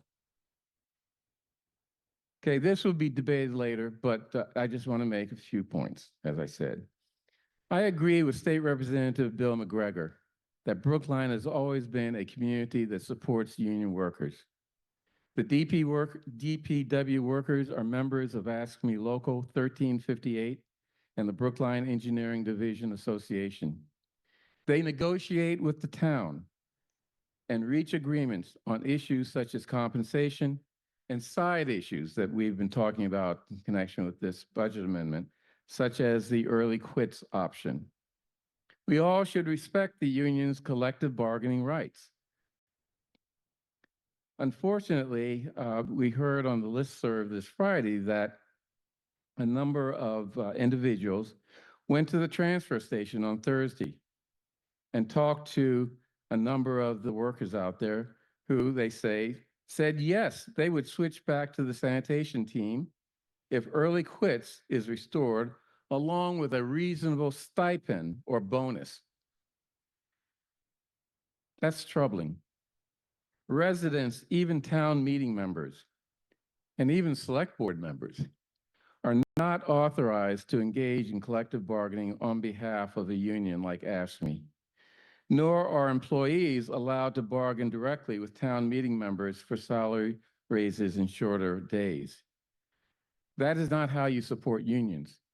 It undermines the union's cohesion for a few town meeting members to, in effect, negotiate with a small number of workers behind the back of the town and the union bargaining teams on issues that have been decided by collective bargaining. And this is particularly inappropriate, in my opinion, when the town meeting members are advocating for an arrangement that is desired by some union members, but that will make the vast majority of union members unhappy. Let's be very clear. A vote in favor of the budget amendment may be any number of other things. It may be a good vote, it may be a good amendment, or you may think the amendment is good, is positive, but it is not a vote in favor of the union. One other thing regarding the DPW. Some are supporting the amendment out of principle. Presumably the principle the government should never privatize its services. But principle has to be rooted in reality. The reality as persuasively described to the Select Board Advisory Committee and the Solid Waste Advisory Committee is that the current system is just not working. We cannot reliably pick up the trash because we don't have and cannot recruit the workers needed to run the system. As a consequence, workers in other divisions are called in to do the job of sanitation workers, which they don't want to do, and it causes morale problems for the approximately 120 workers who are subject to being called in to this duty. And as a result, the work that they're supposed to be doing goes undone. There's a lot more that I can say about the DPW amendment, but I'll leave it at that. I'm sure the debate will be very robust later on in town meeting. Looking to the future, a dynamic community like Brookline must continuously be looking and planning for the future. Among other things, to guide our future development in a way that is community-oriented and inclusive, the Select Board appointed a 16-person comprehensive plan steering committee that will advise the consultant that we hired to draft the plan and town staff during a 2-year planning process that is expected to end by the end of this year. This will be our new roadmap for how we want to grow and evolve over time, addressing issues like land use, housing, transportation, sustainability, and public services. And because the moderator is breathing down my neck, I'll jump over a few things and conclude. So let me conclude by noting that 2025 will be the beginning of difficult times for forward-looking municipalities like Brookline and the entire country. Many of our accomplishments will be threatened, not by the state, but by the federal government. Many of our dreams for a better world will be shattered. We anticipate politically motivated cuts in federal grants and programs received by the town and by local educational institutions, including that school across the river that's actually older than the United States. And that's going to affect us because of the many people who work at that little school who live here in Brookline. We'll also see continuing attacks on immigrants, the LGBTQ community, diversity, equity, and inclusion efforts undertaken by government, business, and academic institutions, and public health threats caused or intensified by federal government action or inaction. Even in the face of that reality, we can't give up on our basic values, but we do need to learn how to articulate those values in plain and concrete ways to friends and family who may not call themselves progressives and who don't use pronouns, but will agree with the substance of our shared values, such as diversity, equity, and inclusion. We just talk to them plainly and respectfully.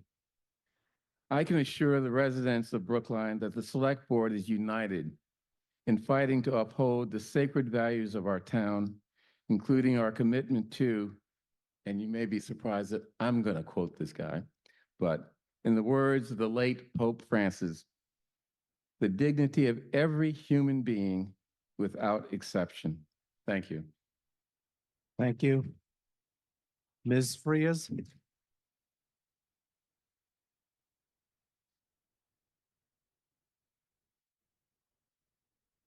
There's a presentation.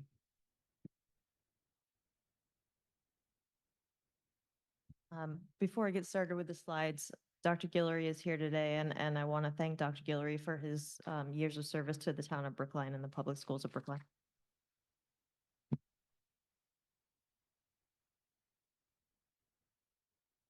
Next slide, please. So I'm going to jump into some numbers, but before that, I just want to make sure that everyone knows our enrollment in Brookline is stable.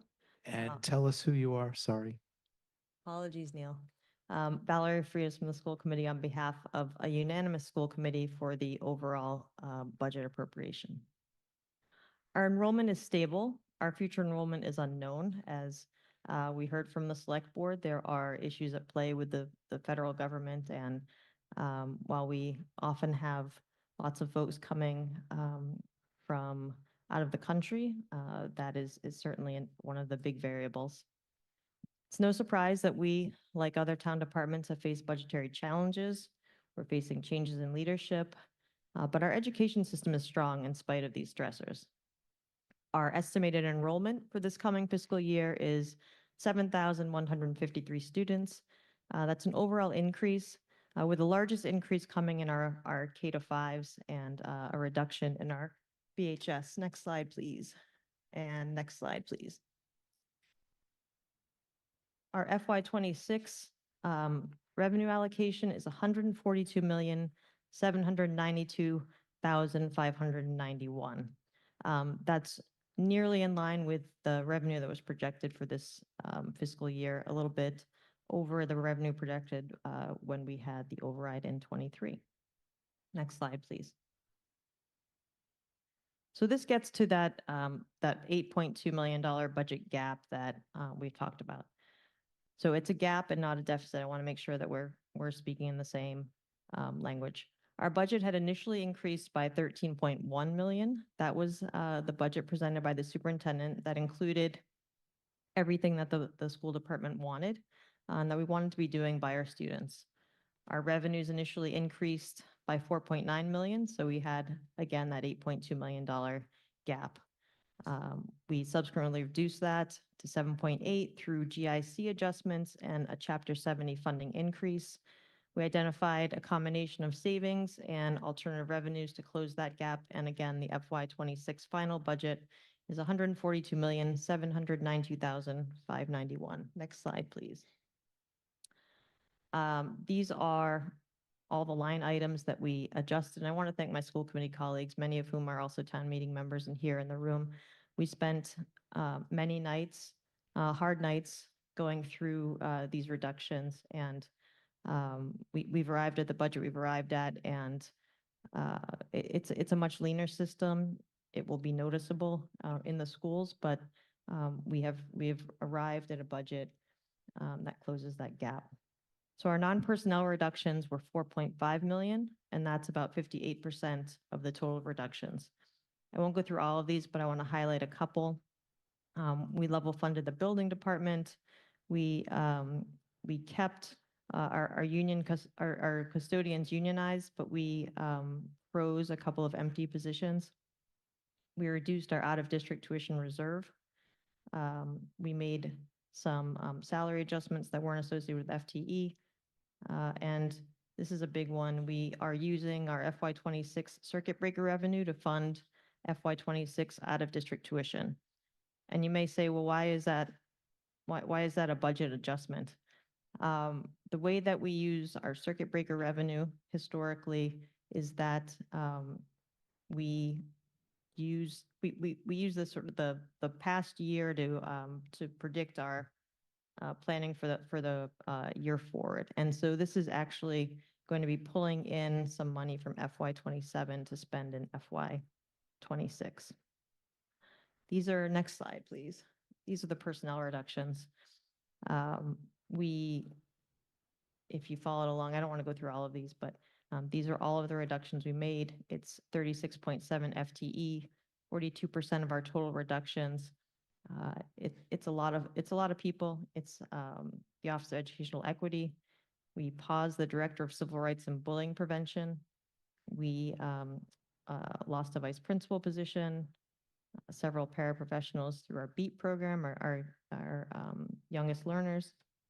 We reduced our reserve fund section optimization. So that's the money that we have set aside when we get close to our classroom guidelines. The help desk, the communication specialist, and some OSS positions and ELL positions.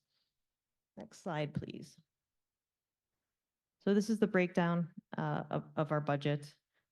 Salary, 85%, non-salary, 15%. These reductions were extremely challenging to take without impacting staffing. We did our best to make the majority of these reductions in non-salary categories, but we did certainly hit the salary side at 42%. Next slide, please. This is a different way of looking at it by office. The reductions in the Administration and Finance Office, 1.1 million. Office of Educational Equity, this reduced the office by 100%, 0.4 million. Student Services, so that's our special education, our guidance, our nursing programs, 2.9 million. Superintendent and School Committee, 0.1 million. And the Office of Teaching and Learning by 3.4 million for a total of $7.8 million in reductions.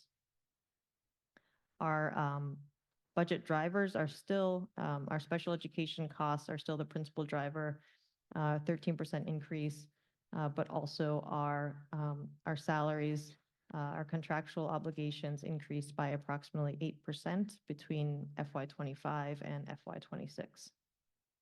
So here are some structural questions. Next slide, please. Structural questions and considerations. How do we continue to deliver on the promise of excellence in education given these cost drivers? How do we manage our special education costs that are rising even more quickly? Are there ways to provide mandated services more efficiently? Are there changes to policies or programming that might occur? For example, should Brookline consider middle schools? Should we change our buffer zones? How can the budget be further made sustainable to further align expenses with revenues and minimize future overrides? These are all questions that we as a school committee are grappling with and that we as a town need to grapple with. Next slide, please. We have changes coming. I'm sure many of you are aware that we are in the midst of an interim superintendent search. The first meeting is this Thursday. We hope to have, this slide says by mid-June, that might be a little bit hopeful. By July 1, we hope to have an interim in place. We also have searches underway for our deputy superintendent for teaching and learning, our deputy superintendent for student services. We are very blessed to have Karen Schmuckler in that role right now. We can't keep her forever. We are naming or have named new principals at Baker, Pierce, and FRR. And again, our deepest appreciation to our outgoing PSB leaders, Dr. Linus Guillory and Jody Fortuna, and Claire Galloway, who are all leaving at the end of this fiscal year. So we've heard a lot about the CLA review, and I want to just give some highlights from the school perspective. Right now, leadership is still reviewing. Next slide, please. Leadership is still reviewing and distilling the recommendations for structural, operational, cultural, and systemic improvements. But I want to note some of the things that the report found that I think haven't been highlighted by others. There are clear improvements that have been made, and these were made before the review was released. So FY26 budget has been developed in a clearly improved manner over FY25. There's a wonderful cross-departmental collaboration now in place between student services and A&F that is leading to improved adherence to our guidelines and protocols. Importantly, really importantly, there is no evidence of misfeasance or malfeasance with regard to special education and students with disabilities. The audit doesn't support the allegations that there was a systemic denial of mandated services caused by A&F due to the issues of vendor payments. The audit did find that we failed to follow established practices and lacked some appropriate controls. Again, many of these issues have been identified and addressed prior to the report findings. The district is going to be working to follow up in the weeks in collaboration with our town partners, but I wanted to just make sure that we touched on that, and we stand ready to answer questions on that tonight and tomorrow. Next slide, please. Some of our district highlights. The focus of our decision-making is centered around the strategic plan. We're developing dashboards to track progress against the strategic plan. And we're implementing a K-8 language arts curriculum to meet the literacy best practices. And that's started last fiscal year, and it will continue through fiscal year 27. And the FY26 budget, if you approve it, allows us to maintain class sizes within our current guidelines. Next slide, please. I want to leave with some highlights. PSB was ranked second among best schools in Massachusetts. Runkle was named a 2024 Massachusetts School Recognition Award winner. BHS was ranked among the top 20 public high schools in the state. 3 PSB schools ranked in Massachusetts top 10 middle schools, and that was Pierce, Lawrence, and Hayes. Next slide, please. Food Services won the Terrific Trays competition. We had a BHS teacher nominated for the Manilow Music Project Teacher Award, and the Hayes School Chorus played at the Bruins game. And so there's some wonderful things that our schools are doing. So I want to make sure that we're not losing sight of that. Again, in conclusion, I started out here, our enrollment is stable. Our budgetary challenges have been managed. There are changes in leadership coming, and our educational system is strong in spite of these stressors. Again, we stand ready to answer questions today and tomorrow, and thank you for your time. Next slide, please. And last slide. Yep. Okay, thank you so much.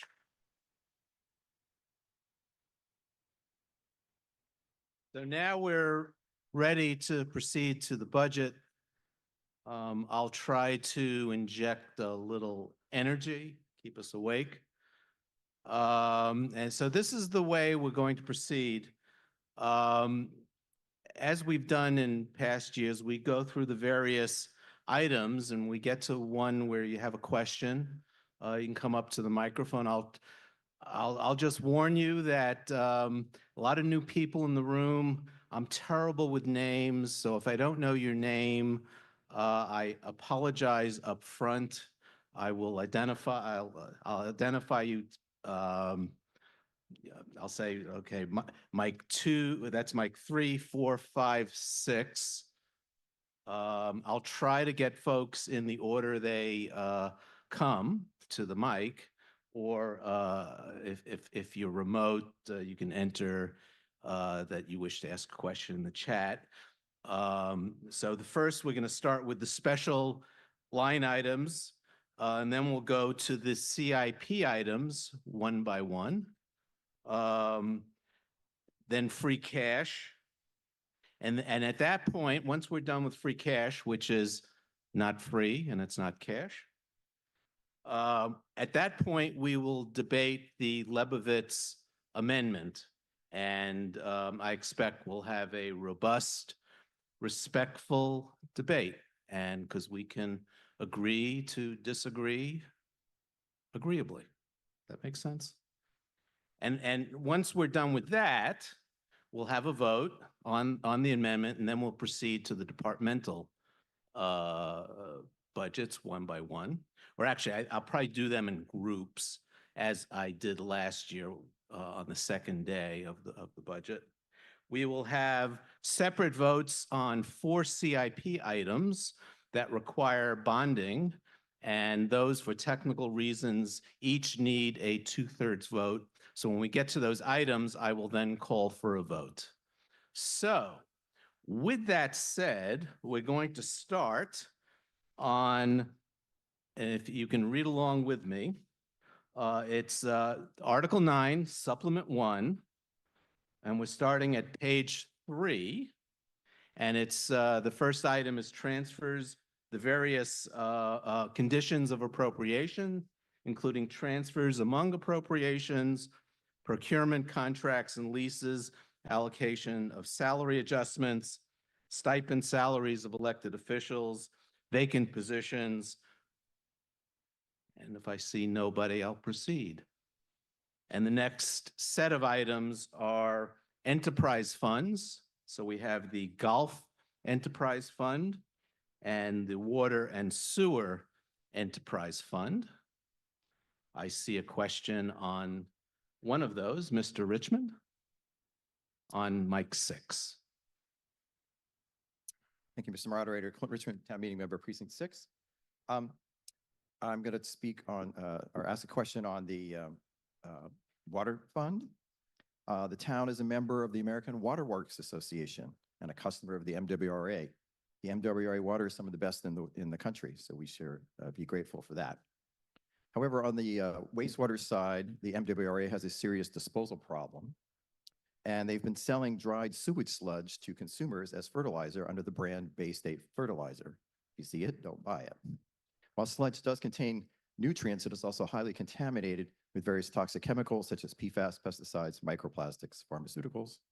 The town serves on the MWRA Advisory Board. The MWRA is struggling to address this problem, but in the meantime, I would say it's irresponsible and harmful to sell what is arguably toxic waste as beneficial, where Brookline residents might use it on its lawns or gardens. I would ask if we can use our voice to influence MWRA policy in this regard. And as second part to this, and I prepped this with the staff who's already arrived at the front. Okay. The American Water Works, however, sued the Biden EPA, asking for reconsideration of the national drinking water standards for PFAS at the same time the chemical industry did. The Trump EPA has already scaling back these strong standards and are delaying them based partly on this suit. While we're a tiny member of the AWAA, I would ask if it would be possible to use our voice to express displeasure about this suit, which will affect the public and environmental health everywhere in the United States. So Mr. Hersey? There was a question or two in there. Yeah, Thank Jay Hersey, Director of Water and Sewer. It's my first time up here, so I'll do my best to answer the question. And thank you for the question. So yes, we are a member community of the MWRA, and we've had discussions at the advisory board level, which I am the representative for the town, regarding PFAS in the water and also in the wastewater stream. So it's something it's out there that we have to deal with, and I can assure you that the MWRA is looking at all alternatives, as far as source reduction, possible treatment technologies, to try and find a way to reduce the amount of PFAS that's in the wastewater sludge and also therefore in the fertilizer or the pellet material. So I can continue to take that to the board and let them know that the town is concerned with how the pellets, the fertilizer are being used. And I'll just do my best to try and advocate that they minimize PFAS as much as they can in wastewater. Thank you. Thank you. I'm sure the Trump administration will be helping you, right? Okay, I think we're ready to move on to revolving funds, various revolving funds on page 6. Schoolhouse maintenance and repair, snow and ice, and then there are various interfund transfers, host community and opioid funds, budgetary reporting. Okay, we're ready to move on to CIP items, and I'll read them through one by one. And then when we get to item 69, I'll then call for a vote. I would encourage you to check out the descriptions of the projects on starting on pages 9-27 of the original combined report before asking questions about the various projects, because they might answer your questions. Okay, so we're starting on page 8 in the middle, item 37, $350,000 for the rehabilitation of town buildings. 38, $182,200,000 for the purpose of completing the town's comprehensive plan.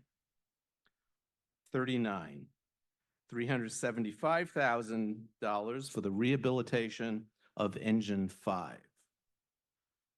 40, $350,000 for traffic calming. 41, $500,000 for the Vision Zero Action Plan priority segments design and implementation. 42, $450,000 for bike access improvements. Yes, Mr. Davis over on mic 6. Thank you, Mr. Moderator. Jonathan Davis, Town Meeting Member, Precinct 17. In connection with... Can you speak into the mic? Yes.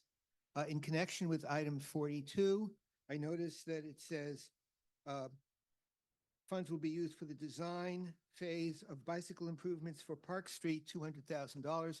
Can you tell us what those improvements are supposed to be? Ms. Shute?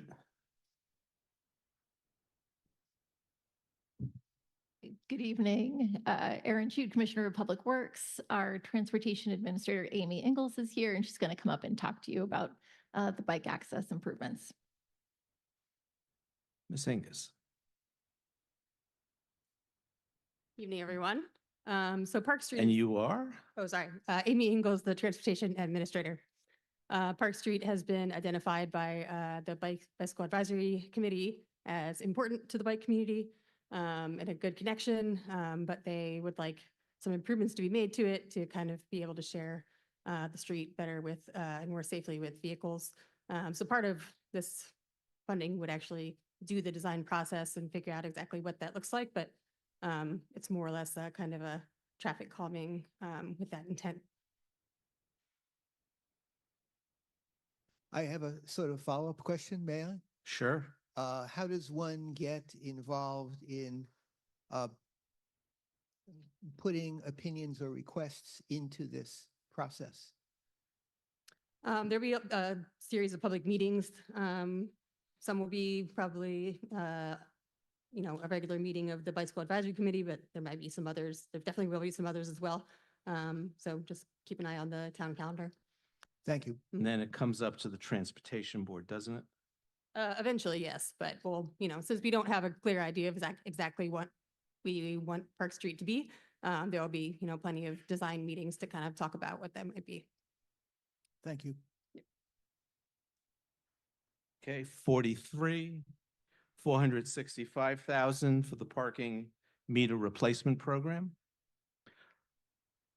44, 5,190,000 for the rehabilitation of streets.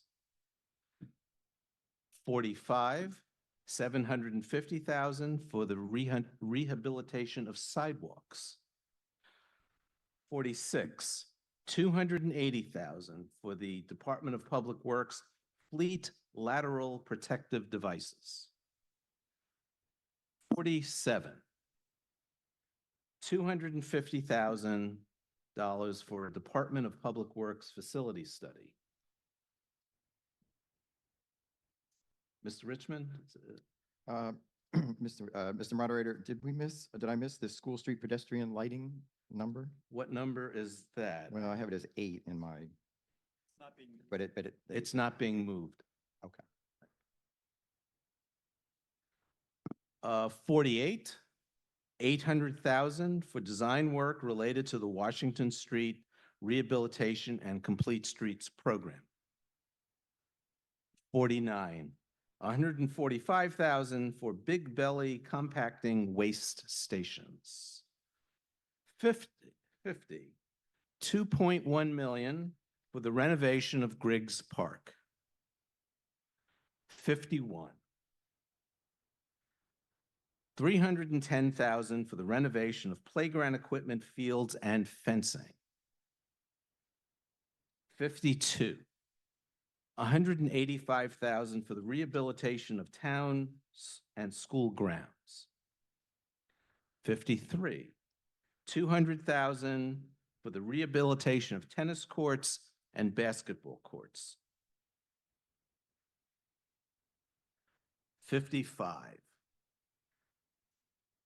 Did I skip one? 54, $25,000 for improvements for comfort stations. 55, 375,000 for the removal and replacement of trees. 56, 100,000 for improvements to Walnut Hills Cemetery. 57, 800,000 for the Elliott Recreation Center improvements. 58, 75,000 for educational and administrative furniture upgrades. 59, 595,000 for HVAC equipment. Mr. Richmond? Thank you, Mr. Moderator. Clint Richmond, Precinct 6. I set up a question for the department on the refrigerants that are used in our HVAC equipment and wanted to find out what the possibilities might be for replacing the fluorinated gases, many of which are PFAS, with alternatives such as ammonia and CO2. It's not a drop-in replacement. I received a nice response, but I just wanted to ask this question at the mic here, please. Mr. Simmons? They're also have high global warming potential, many of our current refrigerants. Toxic, but. Charlie Sims, Director of Buildings, and this is my 32nd time here at town meeting. Not the first. I have read the email, and yes, we are looking at new and different alternatives, and we will be discussing it with our engineers on upcoming projects. Thank you for being so responsive. Thank you. 60, 135,000 for underground tank removal. 61, 95,000 for ADA renovations for town and school facilities. 62, 1,150,000 for elevator renovations. 63, 225,000 for upgrades to energy conservation projects in town and school facilities. 64, 220,000 for upgrades to energy management systems in town and school facilities. 65, 900,000 to be expended for building envelope and fenestration repairs to town and school facilities. 66, 175,000 for public building fire alarm upgrades. 67, 860,000 for improvements to life safety systems and building security in town and school facilities. 68, $761,948 for expansion of classroom capacity in various schools. Okay, now 69 is 500,000 for storm water improvements. And this is one where we need a vote. So this vote is to authorize bonding for 500,000 for storm water improvements. Yes means you authorize it, no means you don't, and this needs a 2/3 vote. Drop it, drop the vote.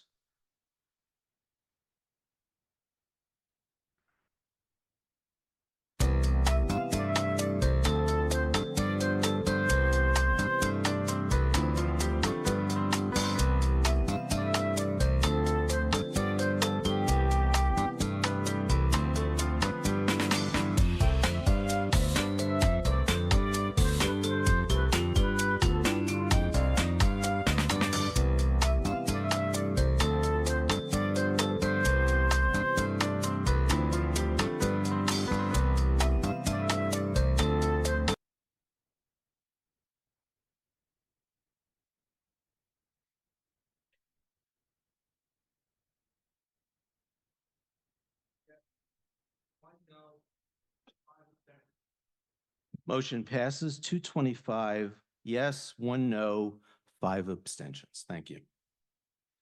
Mr. Moderator? Yes, Yes. Ms. Khan. Janice Khan, Town Meeting Member Precinct 15. So I had no question about the bonding, but I do have a question about stormwater improvements. And I want to know how the town interacts with developers in terms of how developments are actually.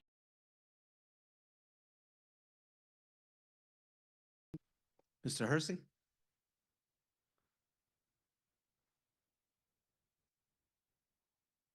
Jay Hersey, Director of Water and Sewer. Thank you for the question.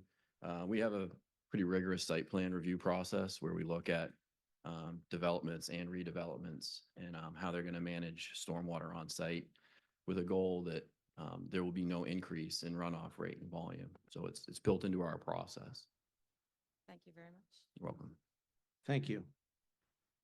Moving on to item 70, and that's $2 million for water system improvements. And this too needs a bonding vote.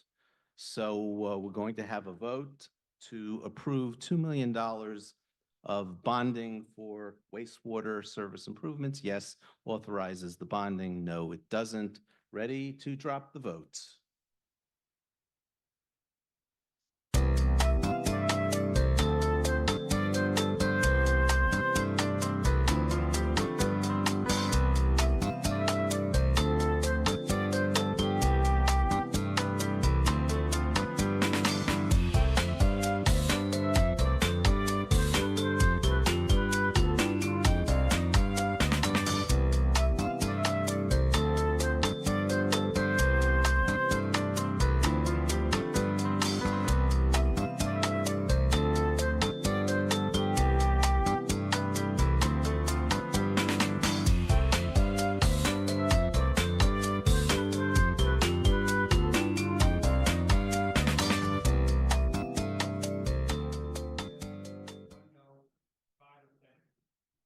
Motion passes 228 to 1 to 5.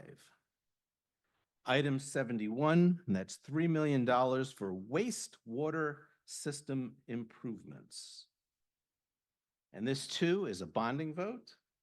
So we'll be voting on whether or not to authorize $3 million for wastewater system improvements. Yes authorizes the bonding, no doesn't. Ready to drop the vote.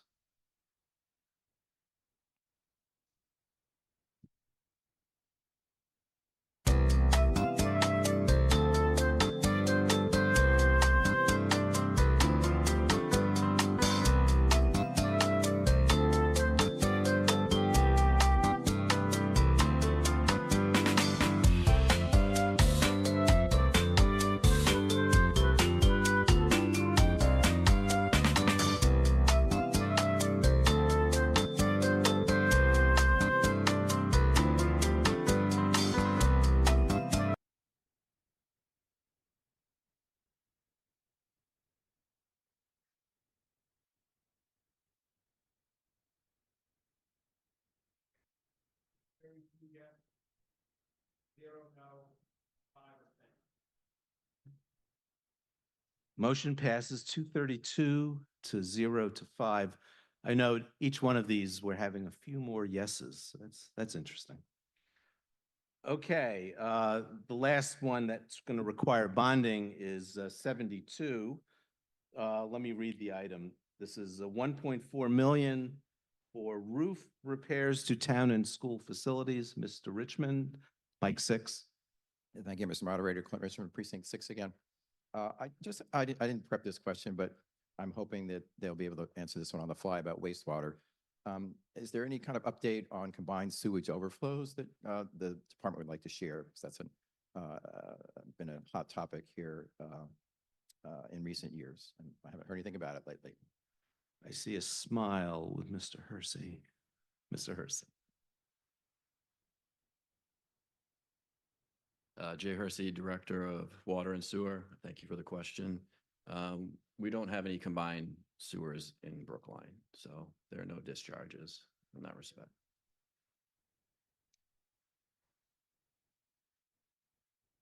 That's actually big news. Okay, I think we're ready for a bonding vote for 1.4 million repairs to town and school facilities, roof repairs, town and school facilities. Yes is to authorize the bonding, no is not to authorize it. Drop the vote.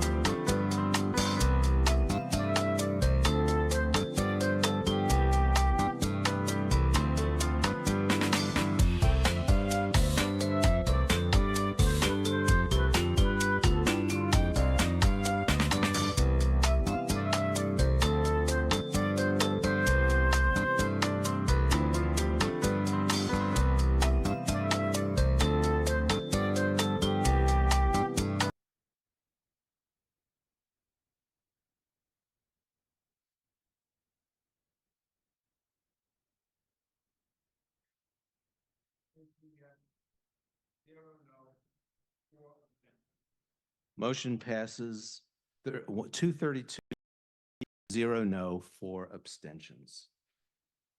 That completes the special appropriations, CIP items, free cash, which is not free and not cash. And I see no questions on that. So we're ready to move on to the motion we've been calling the Lebovitz motion because it's moved by Mr. Lebovitz, seconded by Mr. Buono. And the location of the motion is on the supplement, Article 9, Supplement 3, page 1, and has the effect of rearranging the Department of Public Works budget such that the waste disposal contract will not be funded, and instead we would fund town employees to do the job. And we'll hear more about that. We have a whole bunch of speakers lined up, and we'll do this in the normal course. A pro speaker, a con speaker, and we'll go back and forth. We'll break for questions at some point if any of you have questions. But we're going to let a number of speakers speak before we break for questions. So first up is going to be Mr. Lebovitz. And then I'll also say who's on deck, so that person can get ready. And on deck is Mr. John Dempsey. So Mr. Lebovitz, you have 5 minutes. Thank you, Mr. Moderator. Alec Lebovitz, Town Meeting Member, Precinct 8, and member of the Advisory Committee, speaking tonight as the petitioner of the budget amendment before you. We have a difficult decision before us tonight that will determine the future course of trash collection in Brookline, a core town service that has been the responsibility of this government for a century. We do not propose this amendment lightly. Rather, we do so after an involved review of the proposed Kinsella contract by the Advisory Committee that resulted in a deadlocked vote of 10-10 last week, with the tie broken by the chair in opposition to this amendment. Given the complexity of this decision, its long-lasting implications on residents, and the divided vote of the town's budget oversight body, the petitioners of this amendment felt compelled to bring this question before town meeting tonight for final resolution. We respectfully urge your support for the proposed amendment, which restores funding for in-house solid waste collection services for FY26. This amendment presents a clear, cost-conscious, and community-oriented path forward at a critical decision point for our town's public services. It's designed not as a retreat from necessary reform, but rather as a strategic pause that will enable the DPW to implement key improvements within the sanitation division to stabilize and strengthen our in-house workforce. To that end, the amendment modifies the DPW budget by restoring 7 FTEs in the sanitation division and 2 in the highway division that would be otherwise eliminated or shifted elsewhere. We restore regular capital investment in the sanitation vehicle fleet, and we would establish a budget reserve of $210,000 in order to pay any costs associated with an expedited 1-year extension of Casella's existing contract with the town covering recycling and other large refuse item collection services. Our amendment does not unbalance the town budget, nor does it change the total appropriation for DPW operations. Passing this amendment will provide an opportunity to implement specific reforms, including consideration of signing or performance-based stipends for sanitation workers and the reinstatement of early quits policy, a long-standing practice that had helped attract and retain sanitation workers before it was discontinued in 2021. The removal of the early quits policy is widely viewed by current and former sanitation workers as a turning point in declining morale and workforce stability within the division. Under this policy, workers who completed their routes early could finish their shifts ahead of schedule, a significant benefit in a demanding and labor-intensive job. It was clear during review by an ad hoc subcommittee of the Advisory Committee that the policy's elimination had serious unintended consequences. Worker morale plummeted, recruitment slowed, and retention became more difficult. An attempt to revive the policy through a short-lived pilot in 2024 lacked the scope, duration, and transparency needed to rebuild trust among staff and was not advertised externally as a recruitment tool. The town has also not explored signing bonuses, relocation stipends, or other monetary incentives that could increase sanitation's appeal in a tight labor market. Before we conclude that in-house sanitation is unworkable, we owe it to our workers, our taxpayers, and our community to try a full-fledged effort at improvement and recruitment. Our proposed amendment provides DPW with a full fiscal year to design and implement a revised early quits policy, crafted with accountability mechanisms, oversight, and clear performance metrics. More importantly, it gives the town a window to collaborate with union representatives and frontline workers to build a policy that is fair, effective, and sustainable. Privatizing sanitation services through the proposed 5-year contract may seem like an expedient solution to ongoing staffing challenges, but it comes at a high and likely irreversible cost. Privatization would cost the town approximately $210,000 more in FY26 than continuing with in-house service, even with the additional staffing and fleet investments required. The proposed contract also includes annual average cost increases of 4.7%, well above the current rate of inflation. Accepting this contract would lock the town into a higher long-term cost trajectory with diminished flexibility to adjust, renegotiate, or bring services back in-house if needed. Once the workforce, fleet, and operational structure are dismantled, rebuilding an internal sanitation division will be prohibitively expensive and logistically difficult. With our town budget under constant pressure, any opportunity to retain high-quality public services at a lower cost should be carefully considered by this body. We often speak here of prioritizing affordability for our constituents in public decision-making, and the petitioners of this amendment feel that this is a critical opportunity for action to prevent avoidable cost increases that will lead to rising refuse fees for residents.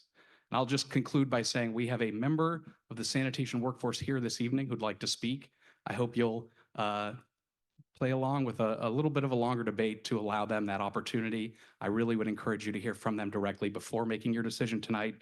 And we finally ask for your vote for favorable action on the proposed budget amendment. Thank you very much.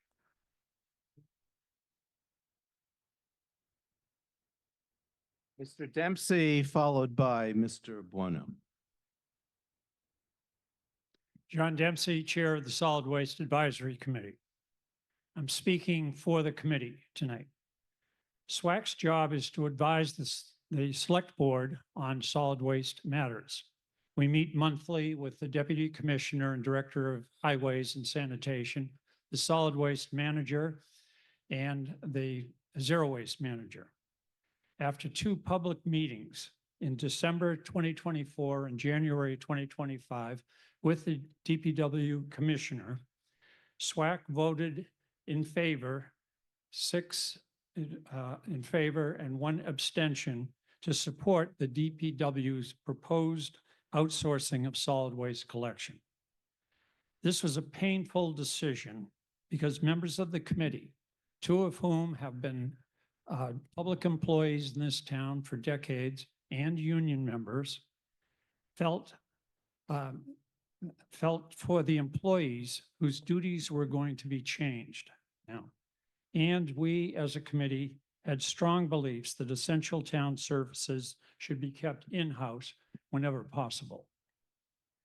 Even with the cloud of those emotions, it was clear that to SWAC that it was time for waste collection to be outsourced, and we made that recommendation to the Select Board. SWAC included the reasons. First of all, staffing, the inability to recruit and retain sanitation employees, and the resulting morale problems and missed work that staffing shortage led to. 2, safety concerns for the inadequately trained staff working on the trucks.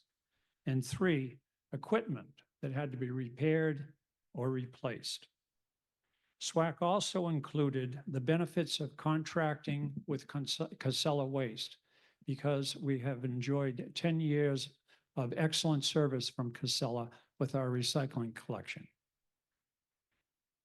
During the next meeting of SWAC, SWAC was asked by a member of the public to reconsider that vote. Subsequent to that, SWAC took no action on that request. The committee stood by its decision to advise the Select Board to support the DPW proposal.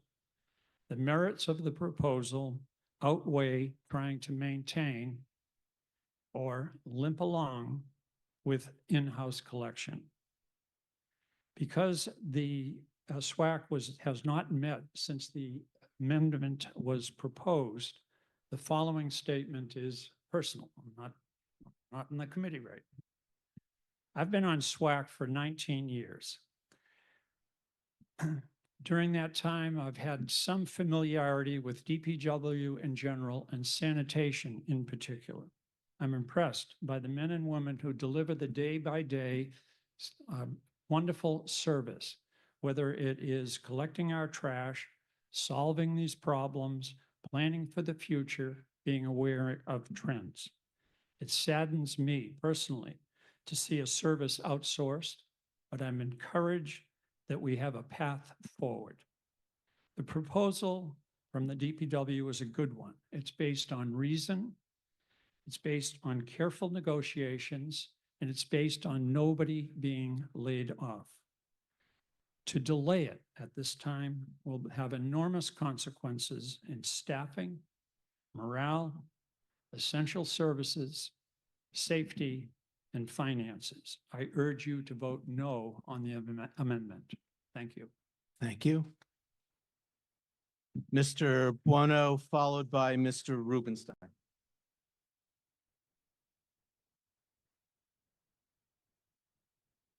I have a PowerPoint.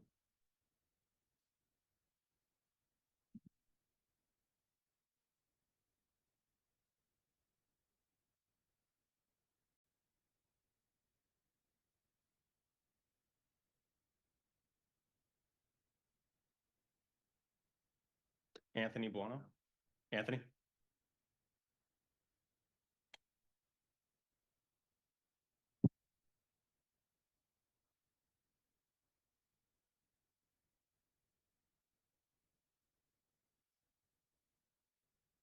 Gave it to you just before.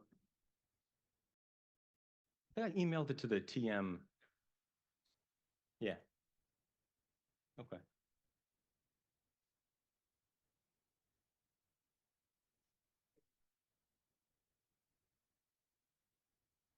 Okay. Okay. Anthony Buono, Town Meeting Member, Precinct 9, member of the Advisory Committee, speaking on behalf of myself, my co-petitioners, and Brookline PACs.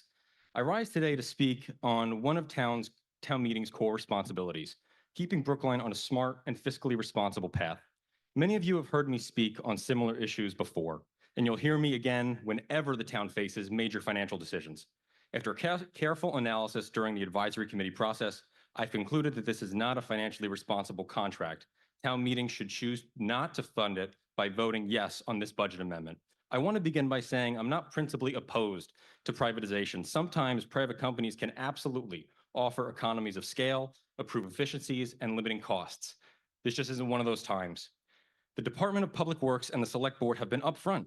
This contract is not a cost-saving measure, a point they have repeated in every Select Board and Advisory Committee meeting. That made me skeptical from the start. But once I dug into the numbers, I saw the problem was worse. Not only is this not saving us money, but it's setting us up for a growing fiscal burden. Next slide, please. Here's our sanitation budget going back to 2017.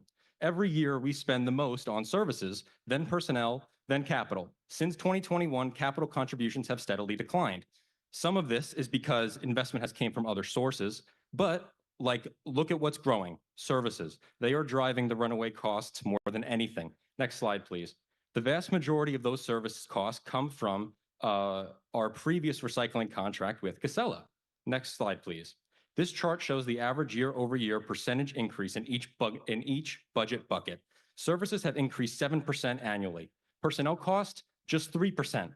Services, that's your cost driver. Next slide, please. Under this new Casella contract, we are told to expect a 4.7% annual increase.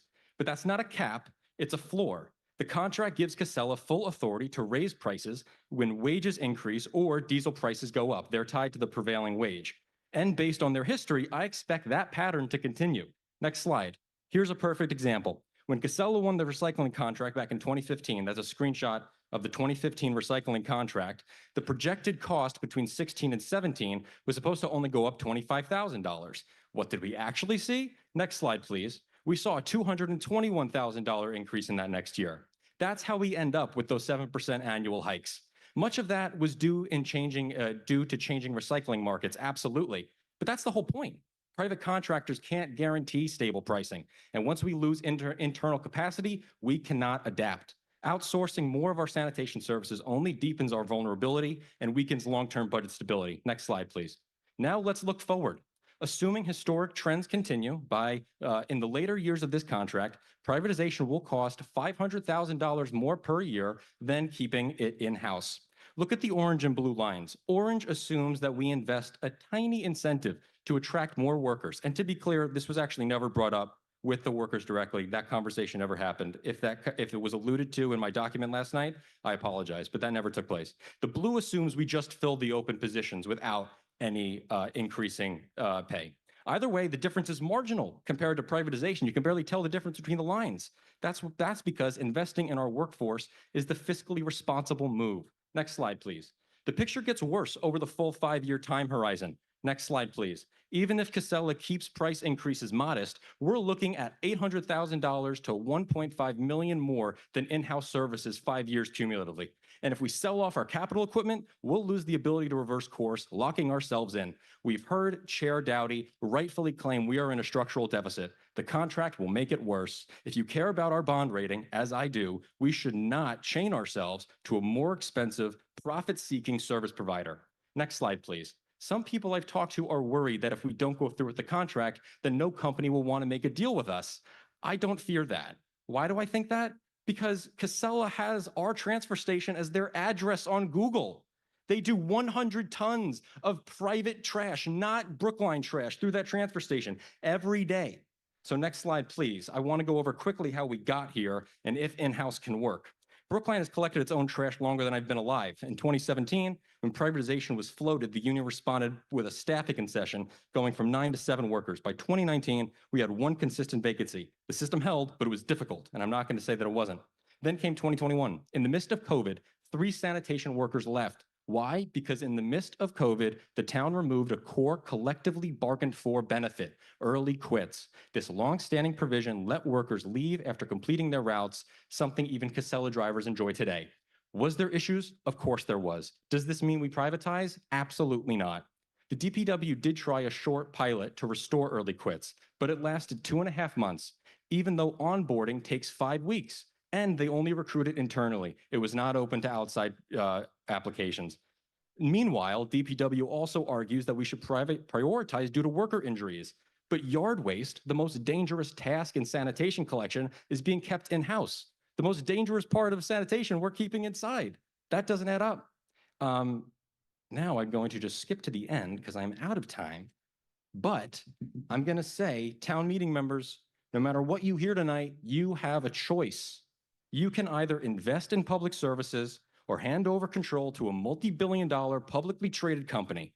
I know exactly where I stand, so stand with me, stand with those who collect our trash, stand for fiscal responsibility, stand with the public sector that has kept Brookline clean for decades. Let them do it for decades more. I want you to vote yes on this budget amendment. Thank you so much. Mr. Rubenstein, followed by Mr. O'Neill.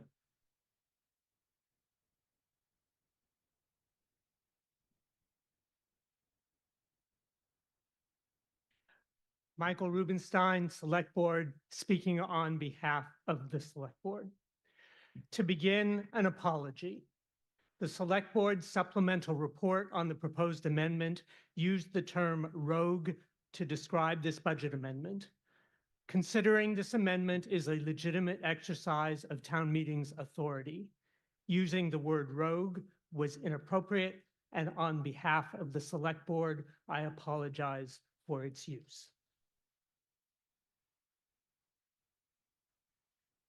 Over 63,000 Brookline residents rely on local government for essential services that allow them to go about their daily lives. Residents expect electricity and water on demand, sewage to be properly managed, and roads, bridges, and buildings to be safe.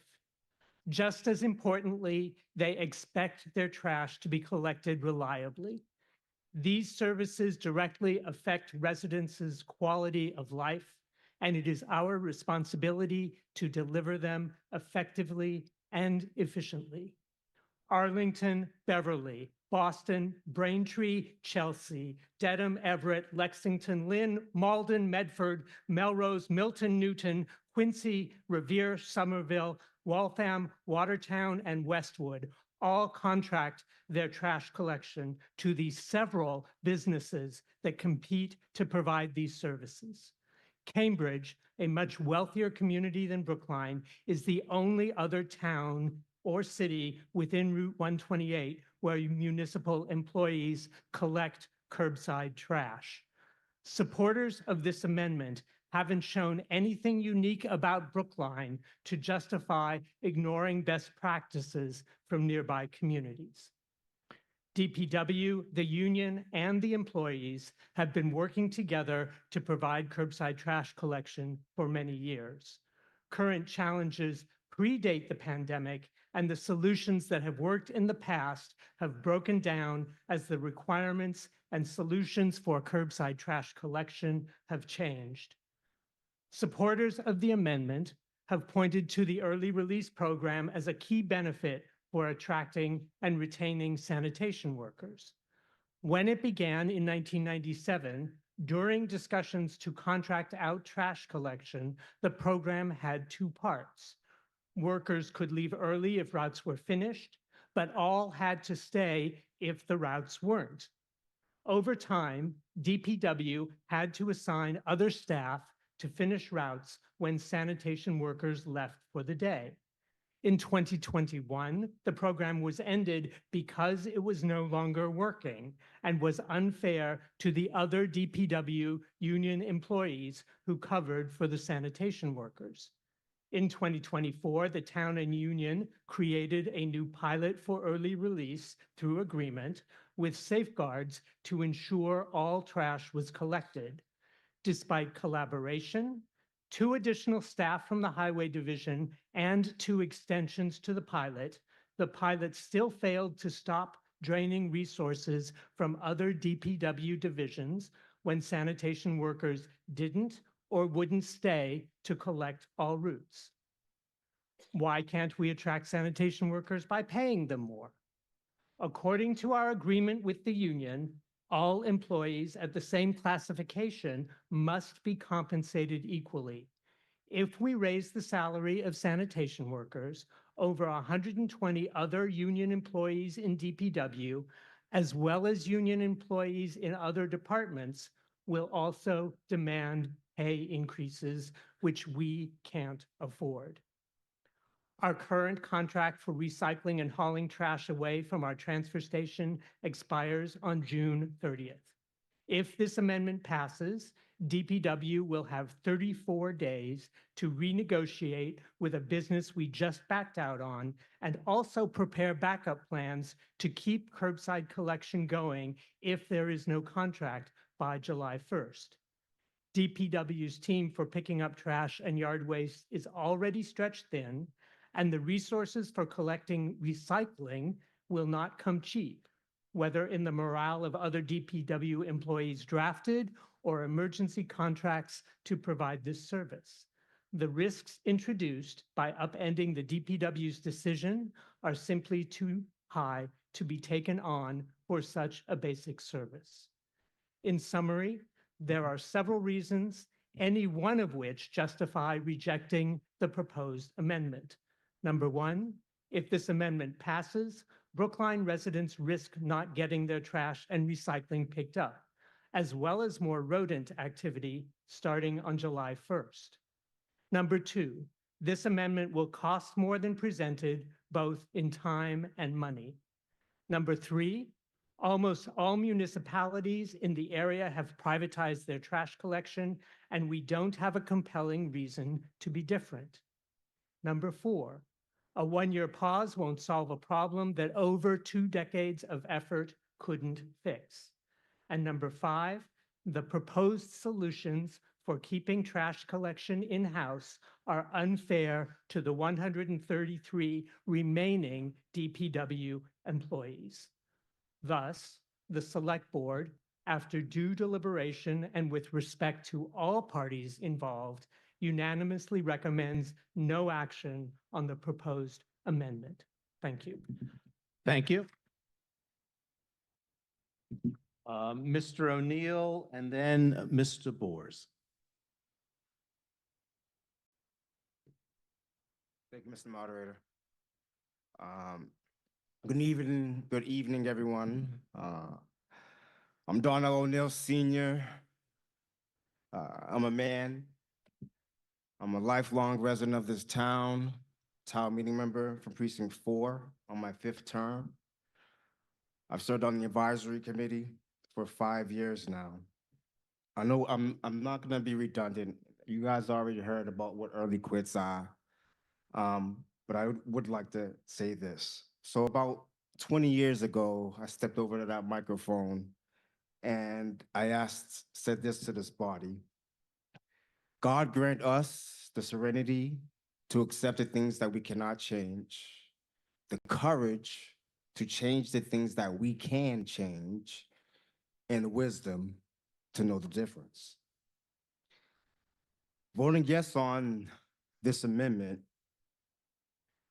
will restore our obligation of support, honesty, and dignity, and respect as town meeting members to our sanitation division, to our sanitation workers.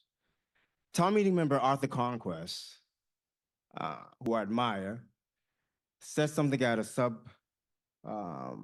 committee meeting. He mentioned that in 1968, almost 60 years ago, Martin Luther King Jr.'s last speech, I've been to the mountaintop, and that phrase, I am a man, stemmed from his advocacy for the Memphis sanitation workers and the treatment that they were getting done, that was getting done to them back then. I want to paraphrase a little bit what he said there back then, and then I'll let it be. The issue is the refusal of, I'm going to add, our town administration to be fair and honest in its dealings with its public servants, who happen to be sanitation workers. So often we overlook the worth and significance of those who are not in the professional jobs, or the big jobs. But let me say to you tonight that whenever you are engaged in work that serves humanity and it's for the building of humanity, it has dignity and it has worth. Taking away those early quits, something that was negotiated to collective bargaining, was a smack in the face. Full disclosure, I worked for the DPW under Kevin Johnson, throwing trash. I met Janice Kahn throwing trash. So, the work that they do is difficult. It's hard. Yard waste is where I got hurt the most, okay, to be quite honest with you. But for these sanitation workers that we have, that are willing to do the job, that have said they want to do the job, we should not take away that crutch that they're limping on. I keep hearing they're limping. We need to pull up that wheelchair behind them and help push them along. They stopped the seasonal hiring, right? So seasonal workers, let me rephrase that, seasonal workers could no longer lump on sanitation trucks. That stopped recently, within the last couple of years. Working your way up to the pipeline, that cut off the pipeline of lumpers for sanitation. Please conclude. Sorry, I'm over. So please support the Liberal West Amendment and our sanitation workers. Thank you. Thank you. Mr. Bors, followed by Ms. Murphy.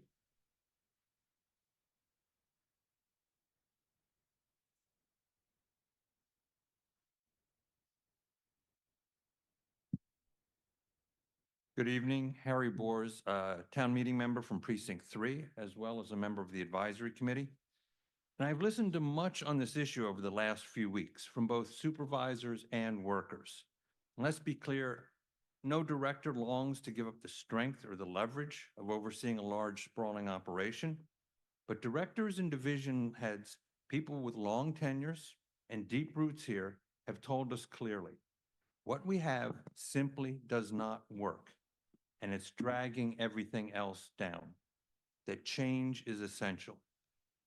We heard from those currently in the trash collection division, committed members of our community who understandably don't want to lose this. And we heard that they feel overmanaged and that if they're left to their own devices, they can handle this just fine. But we also heard from former workers in that same division and workers from other divisions who underscored a dysfunctional structure and a climate of resentments by some of the other DPW workers. And by the way, this has already led to the resignation of some workers in other divisions, as we've heard. The message was clear that our current system is structurally not functional and it's broken. We simply do not enjoy the same economies of scale of larger focused operations such as a Casella, one that's vertically structured and large enough to offer training and opportunities in a way that we can't. We also can't compete on pay. Casella offers far more per hour than we can.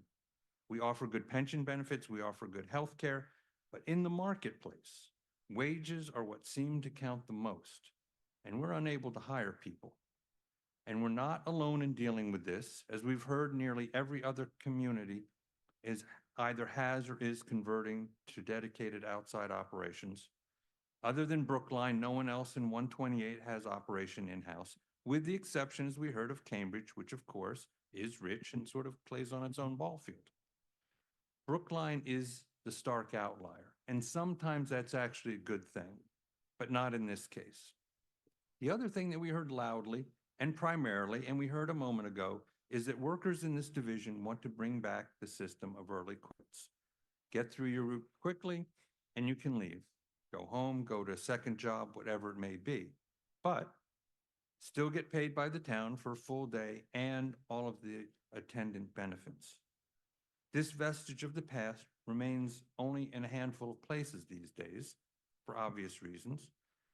And we heard a number of accounts, while early quits were in place, of people leaving before the route was done because they had to go to a second job, or the lack of the late coverage for pickups, among other things. And clearly this is not everybody, but it's enough, and it was a long-standing issue, and you can't really manage that way. We also heard from other DPW workers who said in essence, hey, what about us? Our jobs are hard and dangerous, and often outside in foul weather too.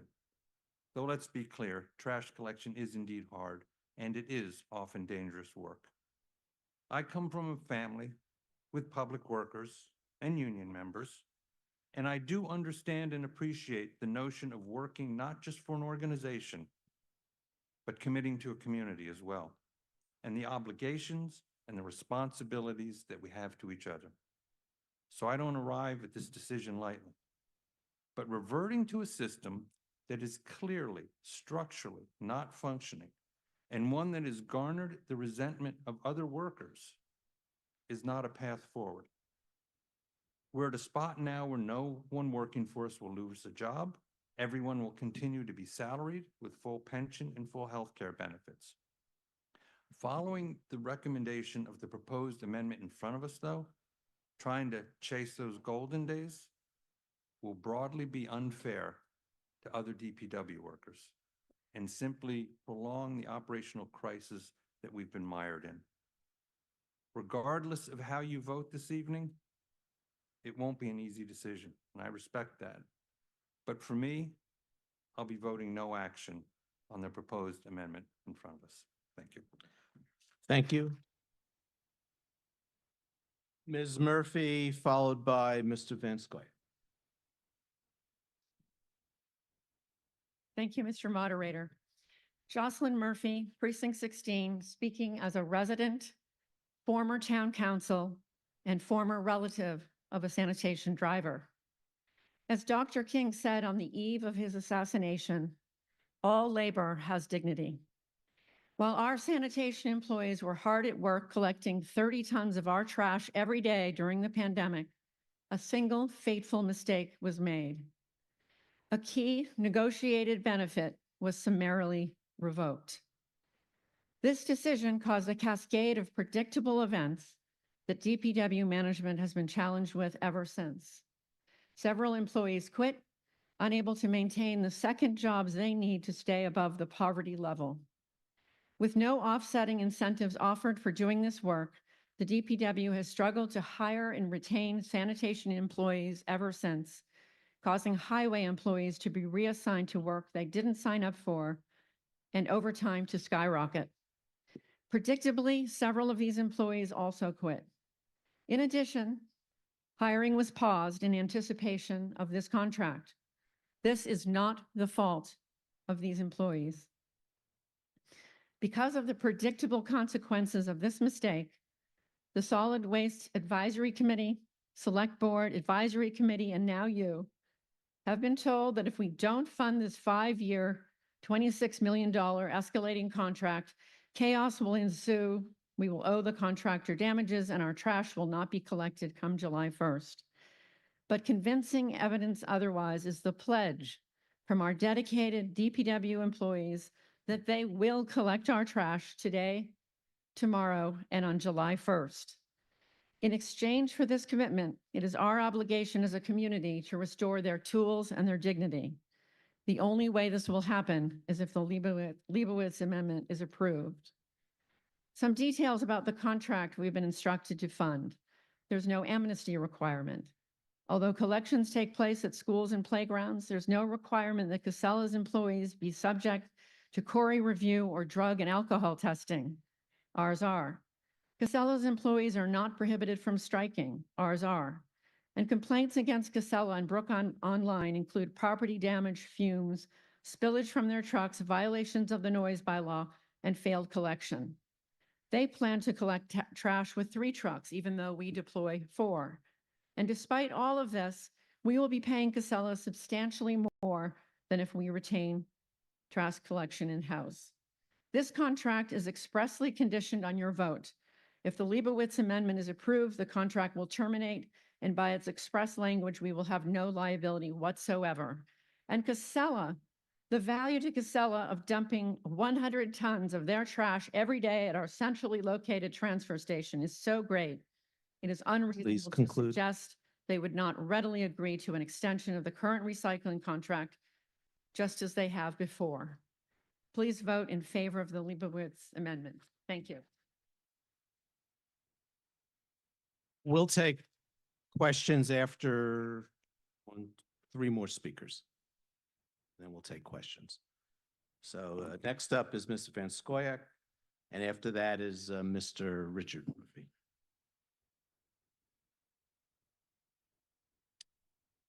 Good evening. I'm John Van Scoyac, and I am proud to join with my Select Board colleagues who unanimously recommend that you vote no on the proposed Leibowitz-Buono amendment to the fiscal year 26 DPW budget. The DPW's proposed transition from our traditional service to trash pickup by an outside contractor invites many questions, and you have asked them. We on the Select Board had many of the same questions. We were impressed with the responsive, courteous, informative approach that Erin Shute, our DPW commissioner, and her team took with their answers. No hesitation, no ducking. I'm concerned that the welter of questions spawned by the Leibowitz-Buono amendment has obscured 2 very important aspects of what's at stake in the vote we are about to take. Number 1 is risk. Number 2 is trust. As to risk, don't be fooled. Trash pickup is an essential service. It preserves the cleanliness of our streets and sidewalks. It's instrumental in our efforts to control rodents. It's not a convenience. It's a contributor to our overall public health.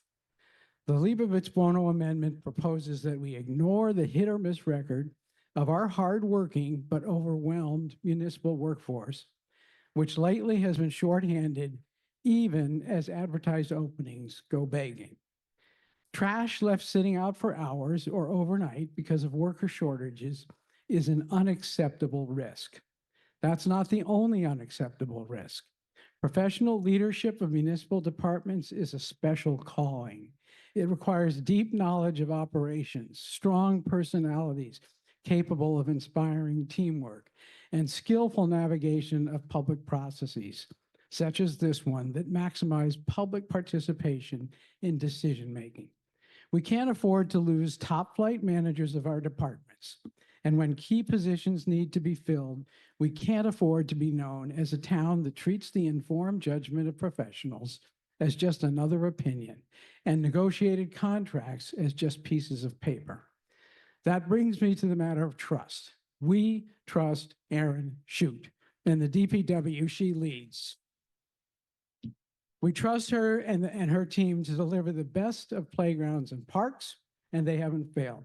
We trust them to manage complex challenges of repaving and redesigning streets and sidewalks, and they recently upped their game with a full speed ahead repaving program.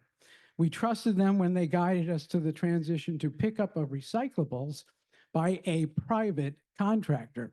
And that private contractor, Casella, came through with excellent service without fail and has done so for 10 years since 2015 with workers who perform their jobs with dignity.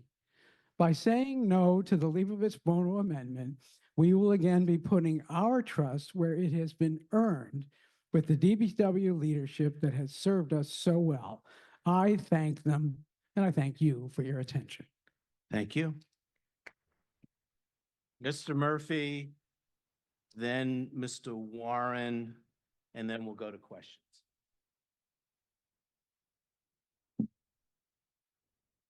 Good evening, Richard Murphy, Precinct 16. Tonight, you will be making a decision that will alter the character of Brookline forever. Over time, DPW has outsourced landscaping, tree pruning, recycling, and other functions that have been performed by town employees in the past. One reason trash collection has remained in-house is because prior commissioners believed that keeping staff who can perform other functions, such as snow removal, is important. The question to you tonight is whether outsourcing the trash collection is in the town's best interest. We know that it will cost more because the commissioner has repeatedly said this is not a cost saver. Instead, the position is that the DPW is unable to staff the sanitation division, and without staff, your trash would not be picked up. The other reason that has been provided in support of outsourcing the trash collection is the sanitation fleet. Yep, thank you. Up on the chart, you can see highlighted in green, shows the averages of all the vehicles as a sum. On average, the age of the sanitation for trucks averages 8 years, averaging 67,000 miles each. According to multiple sanitation truck dealers, repair centers, and with proper maintenance, these trucks are projected to have at least a minimum of 300,000 miles in usage, regardless of the idle time and the fact Casella offered to purchase all our fleet for the purpose of this contract. Like Representative McGregor, my family also has a long history of labor union employment in Brookline. My grandfather and my uncle were firefighters. My father, my sister, and my 2 brothers were police officers. My youngest brother, Doug, has been an employee for the DPW for 26 years, currently assigned to the sanitation. It is the employees in the sanitation division who has explained that taking away a key negotiated benefit is what has led to the challenges that DPW is facing now. Despite working long hours, especially this week with Amnesty, these gentlemen are joining me to show the commitment that the sanitation employees have come here to pledge their commitment to collecting trash for Brookline today, tomorrow, and beyond. A petition signed by the sanitation highway workers states that we, the employees of the town of Brookline, hereby state the following. We are currently employed by the town of Brookline in the Public Works Department in the Highway Division. It is also understanding that the town of Brookline is considering privatizing the trash collection in Brookline on the basis that there is not enough employees willing to perform the services.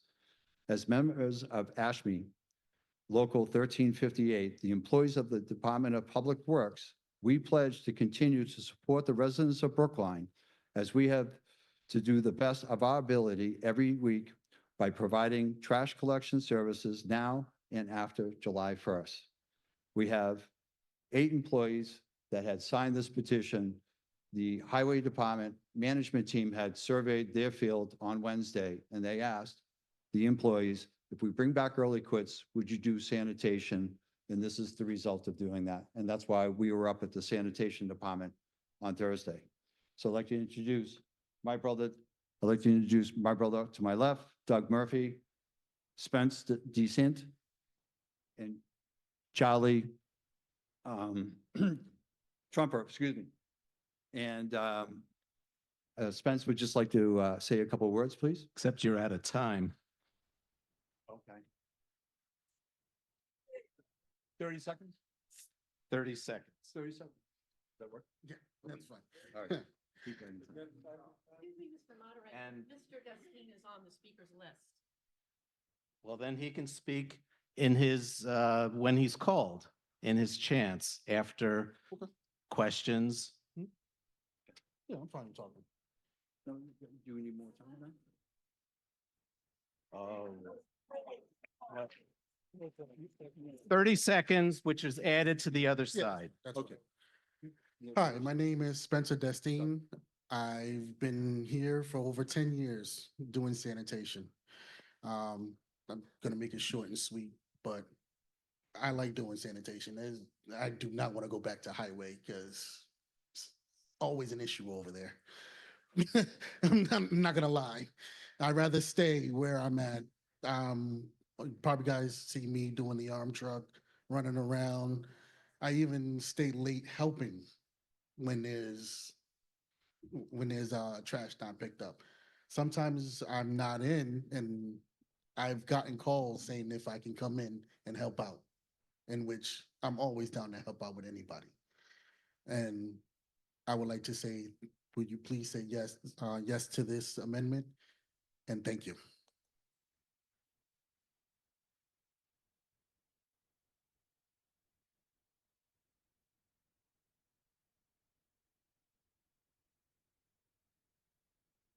I'd like to just say something. We structure these debates to be fair, and we give equal time to both sides of the debate.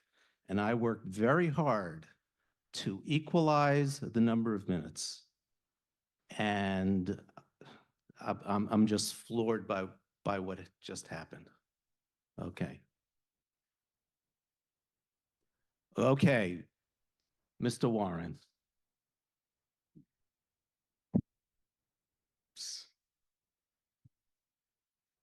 And you have an extra 30 seconds if you wish. Thank you. Paul Warren, member of the Select Board, speaking for myself. First, to the gentleman in the orange jackets, thank you very much for your service to our community. It is greatly appreciated. We could not have trash pickup without you today. While I respect the good intentions behind the recommendations to retain sanitation services in-house, I urge you to consider the broader implications of this decision, not just on service delivery or cost, but on the institutional integrity and leadership capacity of our staff. Let's be clear. This amendment asks us not only to reject the proposed path forward, but to do so by overriding the professional judgment of our Department of Public Works leadership. That reversal carries consequences. Commissioner Shute and her team have not lightly proposed outsourcing.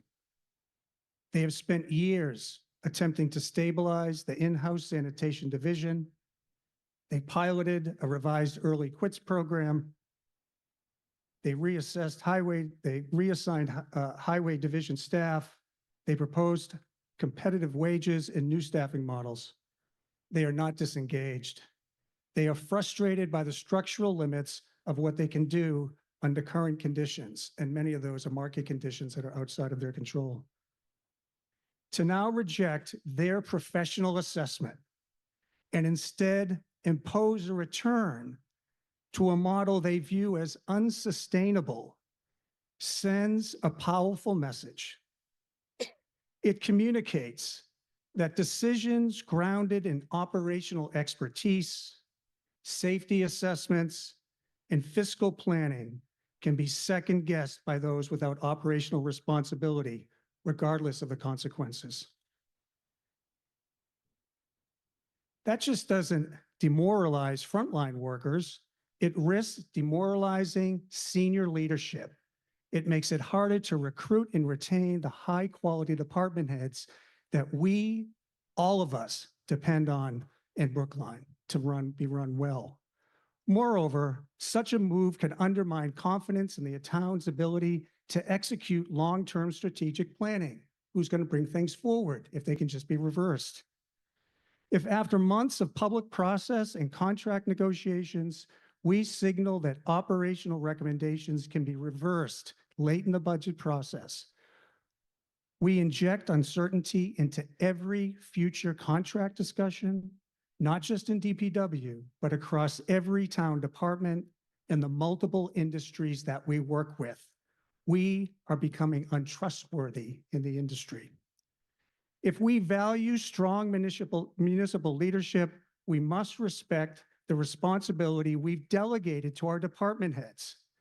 And if we override them when their recommendations are politically difficult, we should not be surprised when they disengage or leave. We are reminded of a few years ago when we lost a police chief, multiple leaders within the police department on the heels of a similar reallocation of funds. Rejecting this proposal doesn't just delay a decision. It says that we are unwilling to accept the judgment of those we've hired to manage the most complex operations of town government, even when they offer us pragmatic and necessary and if imperfect solutions. We must not let our desire to protect one part of the workforce, no matter how well-intentioned, come at the expense of sustaining the leadership capacity that Brookline relies on to keep it running smoothly. I urge you to vote no action on the amendment and to support the department leadership that we have entrusted to serve the town. Thank you. Thank you. Ms. Robotham, Yes, it's clear to me. tell us who Oh. you are. Sorry, Margaret Robotham, Precinct 3. It's clear to me that the team is under capacity. My question would be, if we were to accept the Leibovitz amendment, is there any reason to believe that we could properly recruit and fully staff the team this fiscal year? Ms. Shute, who would you like to have answer that question? Yeah, go.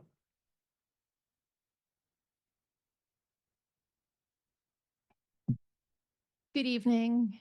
My name's Erin Chute. So to town meeting members, colleagues, residents at home, fellow lovers of clean streets and empty toters, I think I just want to start by saying this is my 27th year with town meeting.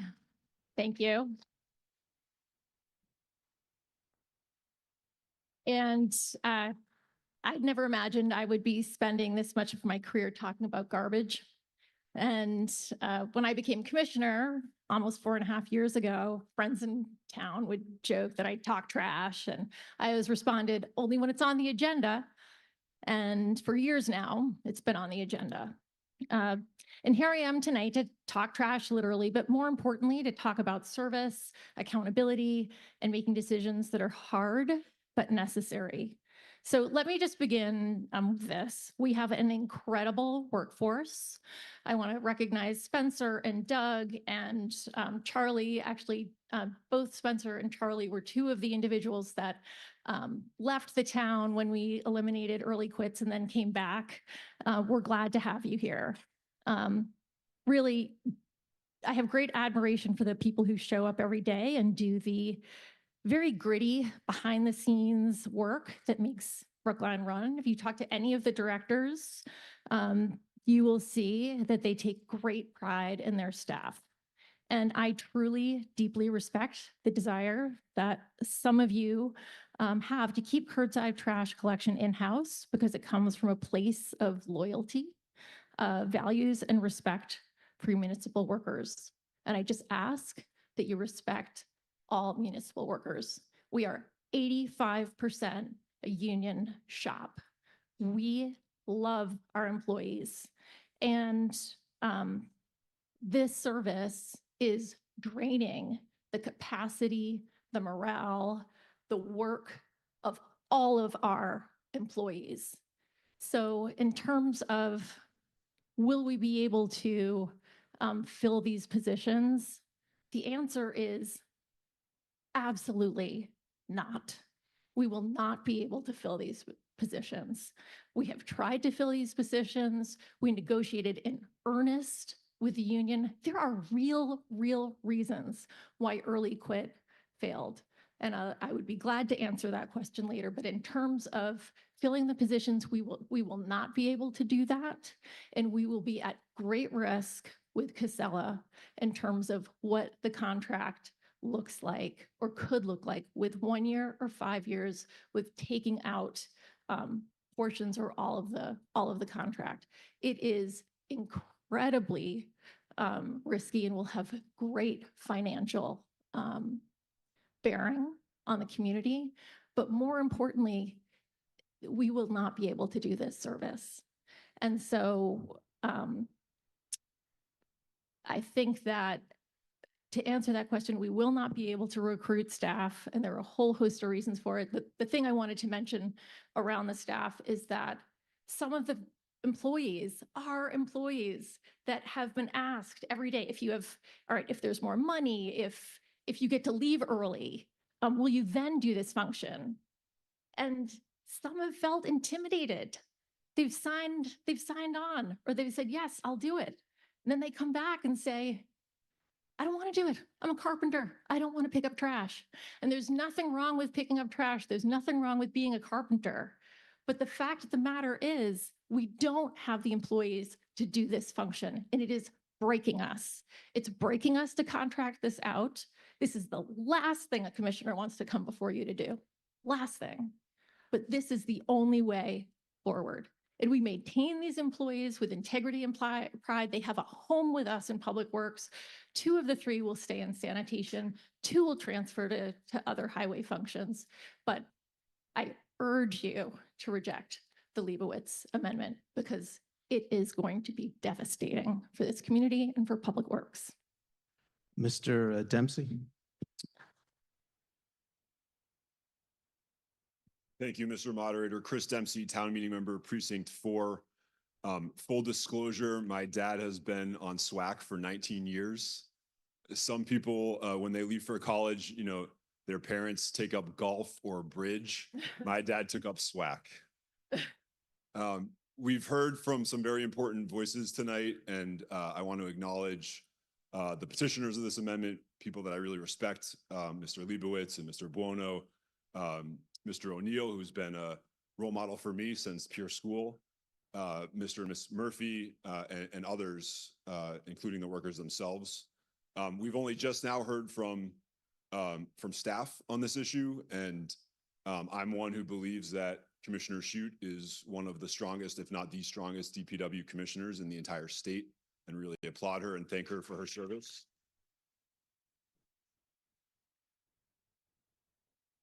But I'm hopeful, Mr. Moderator, that we could hear from more voices on the staff side. And my understanding is that the supervisor of the sanitation program is a person who worked his way up through every role at sanitation, and wondering if we could hear from him for his thoughts and perspective on this proposal and amendment. Thank you. Yes. So we have John King with us this evening. John has been with the town for over 20 years. And I'll let him tell you a little bit about himself and what he thinks about going to contracted service come July 1. Try to be as brief as possible, but say what you need to say. Thank you. First time up here. And you are? Yeah, John King, Environmental Health Supervisor for the town of Brookline. Been with the town for 20 years. Last time I was in this room was my junior year of high school. Watch Conan O'Brien give a speech. It was great. I have family that has worked with the town of Brookline for decades. My grandfather was the sanitation foreman going all the way back to the 60s. My father worked for sanitation. I got out of high school, came right on seasonal, back of the step, worked my way up driving, went to sanitation inspectional services. Here I am now. And in the 20 years, I have never seen the department decline as much as it has. And that is not due to the effort of the staff. We have incredible staff that are dedicated, and I appreciate them. If anyone does, it's me, having done the work. But it's not all the staff that is dedicated to this work. And unfortunately, we have seen some real consequences in terms of delays in collection, as well as morale issues, as well as people leaving because of those issues. Just for instance, we worked until 7 o'clock tonight to make sure yard waste was completed. So this is a real-time issue that needs to be corrected. And I believe, and it pains me to say it because I have such a great history with sanitation in this town, that Casella is a completely reasonable, viable option going forward to provide a absoluteness, a absolute essential service to the town and the residents. And I'll leave it at that. Thank you. Thank you. Gentleman at mic 4. David Brewster, Precinct 13. We've seen a lot of comments tonight that have used non-quantitative statements regarding resignations, impact to other departments, and lack of service. Are there more illustrative numbers for these claims? Ms. Shute? Yeah, so in a memo that I prepared for town meeting, we illustrated some of those. So we have, I just want to pull apart some of this. So we documented hours. I don't know if you have them, Kevin, available. Yeah.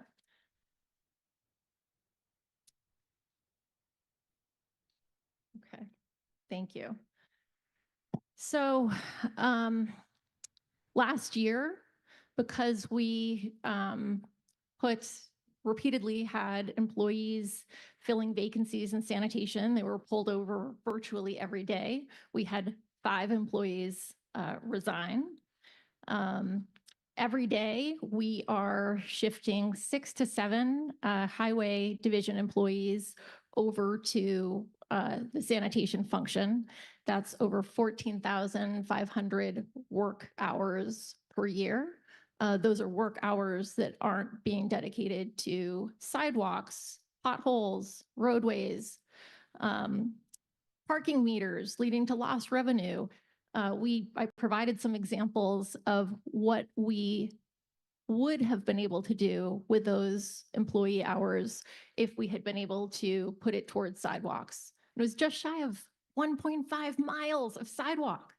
If we were to contract that out, it's around $700,000. If we look at around $36,000 per month in parking meter revenue that we're not able to bring in because I can't maintain the parking meters when one of those parking meter staff 8 months out of the year is slinging trash. Last week on Friday, I think I shared, at least with the precinct, that again, trash wasn't collected by 3.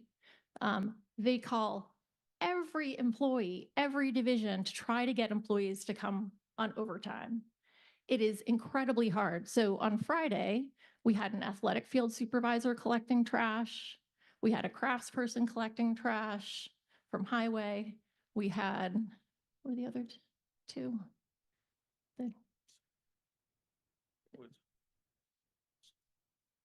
And then 2 other employees. So they all stayed. They're working so hard. This really is not about the employees. The employees are working so hard. The employees that are dedicated to sanitation are working so hard to try to keep that in. They can't do it alone. And the other employees that we're bringing in from other divisions, they know they are doing this. They know they're part of the team, but they do not want to do this after July 1. So we have seen real and tangible impacts to the work being performed, employees in-house, and tremendous morale. And when I talk about morale, there was a day that it was probably 5 weeks ago, 6 weeks ago, and there were some changes at sanitation, and it was a little later, and 5 employees that would have been on highway, 1 on parks, got called back and said, you have to go to sanitation today. And the staff up at the Municipal Service Center said it was like being in a morgue. The people went to their cars, they were just slung over, and they went in and went over to the MSC, and they did the work. They did the work, but it's a really tough environment. Okay, Mr. Restrepo? Thank you, Mr. Moderator. Carlos Vidrejo, town meeting member for precinct 14.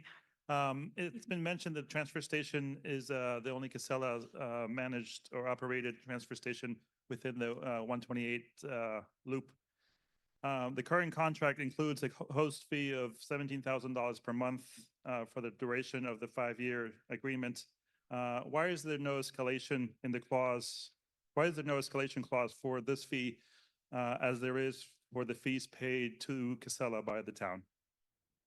Thank you for the question. So the contract that we have with Casella currently, so in terms of 75% of our sanitation program is contracted out. So it's the curbside collection of recycling, which Casella has done a phenomenal job with for well over a decade. And then we have the hauling and processing of recyclables. So we pay for both the collection and then we pay for the hauling and processing. And then we have with Casella the consolidation, the hauling, and then disposal of trash at a third-party waste-to-energy facility. And Casella has contracts with these facilities. They're generally bringing in over 8,000 tons per month. They're able to get competitive pricing. They're also able to be guaranteed time and able to tip their waste. It's becoming increasingly challenging. It is not something the town with 30 to 35 tons of waste could do on its own. We wouldn't be able to do that. So for us, it's a real advantage to have the transfer station. Casella is able to bring in waste from sort of local commercial customers. They consolidate it. So what they're doing is they're just weighing it and consolidating it at the transfer station. And then it's being consolidated with ours, which has already been weighed. And then it goes to a waste to energy facility. So in exchange for that, we currently, I think, have about $167,000 per year credit. It comes off our waste bill each month. In the new contract, it's $204,000, $5,000. I have it right here. But $17,000 a month, again, comes off the fee. They just spread that over the course of the whole contract. So we could have started a little lower and then got a little higher, but that's how they did that. They also spread the cost of the new vehicles that they purchased to get ready for July 1. So for July 1, Casella has purchased 2 recycling vehicles, a sidearm loader and a rear loader, to replace 2 of the vehicles that they have so that they could be ready. And they also purchased 3 Packers, 2 sidearm loaders, a rear loader, and then a box truck to service the trash collection. So just want to note that overall, the term of the contract, the full contract with a full suite of services, and our cost is amortized over those 5 years. And so to now go and try to negotiate 1 year and 30 days is going to be very difficult. Okay, sir. Sorry, I had a follow-up question. Does this include the maintenance of the road and the areas over the next 5 years because of the also increased truck traffic? So there's no increase in truck traffic. I just want to say that the town has utilized the benefit of the transfer station for well over 10 years with Casella, and then with the previous contractors before that. So there is no change. There's no change in any other portion of of the contract. And we have the daily trips, but it's frankly relatively low. Yes, sir. Tell us your name, please. Thank you, Mr. Moderator. John Rumpler, Town Meeting Member from Precinct 11. There's been a lot of talk tonight, mostly about who's going to do the work, but my question is actually about the waste. It seems to me that what we want to do as a town is reduce, reuse, recycle. We want to be reducing our waste stream as much as possible, so we're not contributing to the trashing of the planet. However, it is my understanding that companies like Casella operate in the opposite, which is that they are a volume business. They make their profit by more and more and more. So my question is simply that, and you know, it could be that you've already worked this out in the contract and there's no problem. I just want to make sure there's nothing in the contract that locks us into providing Casella a certain amount of solid waste, as opposed to us being able to keep our flow over time. And then secondly, as a follow-up to that, you've referred to the waste to energy plant. Just as a clarification, I believe that's the Neswick incinerator you're talking about, which of course is a source of air pollution and so I just want to be clear that we also don't want to see an increasing proportion of our waste going to that Neswick either. I'm wondering, maybe you can reassure me that the contract does not involve those environmental problems. Thank you. Thank you. So the contract does not have a floor in terms of tonnage of solid waste or recycling. Casella is frankly largely a recycling processing facility. That's kind of their bread and butter. They have an amazing facility in Charlestown that they invested a lot of money in and technology. They do a lot of educational programs through it. They are really focused on recycling. I think a couple pieces, I mean, the whole sort of waste disposal industry is a challenge. You heard from the chair of the Solid Waste Advisory Committee earlier today. We have staff that is really pushing to minimize our waste and also pull things out of the waste stream. And that's one reason why you've seen some of the service costs go up. We are now working with the schools to do composting back of house in all the schools. And then we're bringing it to the front now as well in partnership with the schools. We have 4 community compost bins that are free for everybody. We're now incorporating those into the services that we're paying for out of sanitation. But we just had e-waste, you saw us. We had the textiles. We're separating the batteries, the propane tanks, the tires, the monitors, all of that.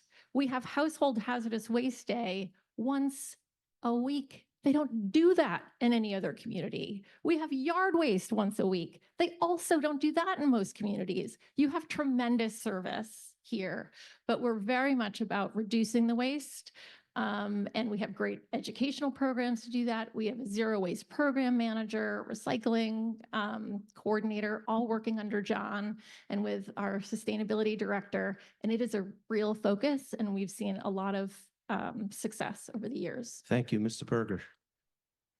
Thank you, Mr. Moderator. Michael Berger, Precinct 15. I'm very interested in learning more about the early release. It seems to be a key part of the conversation.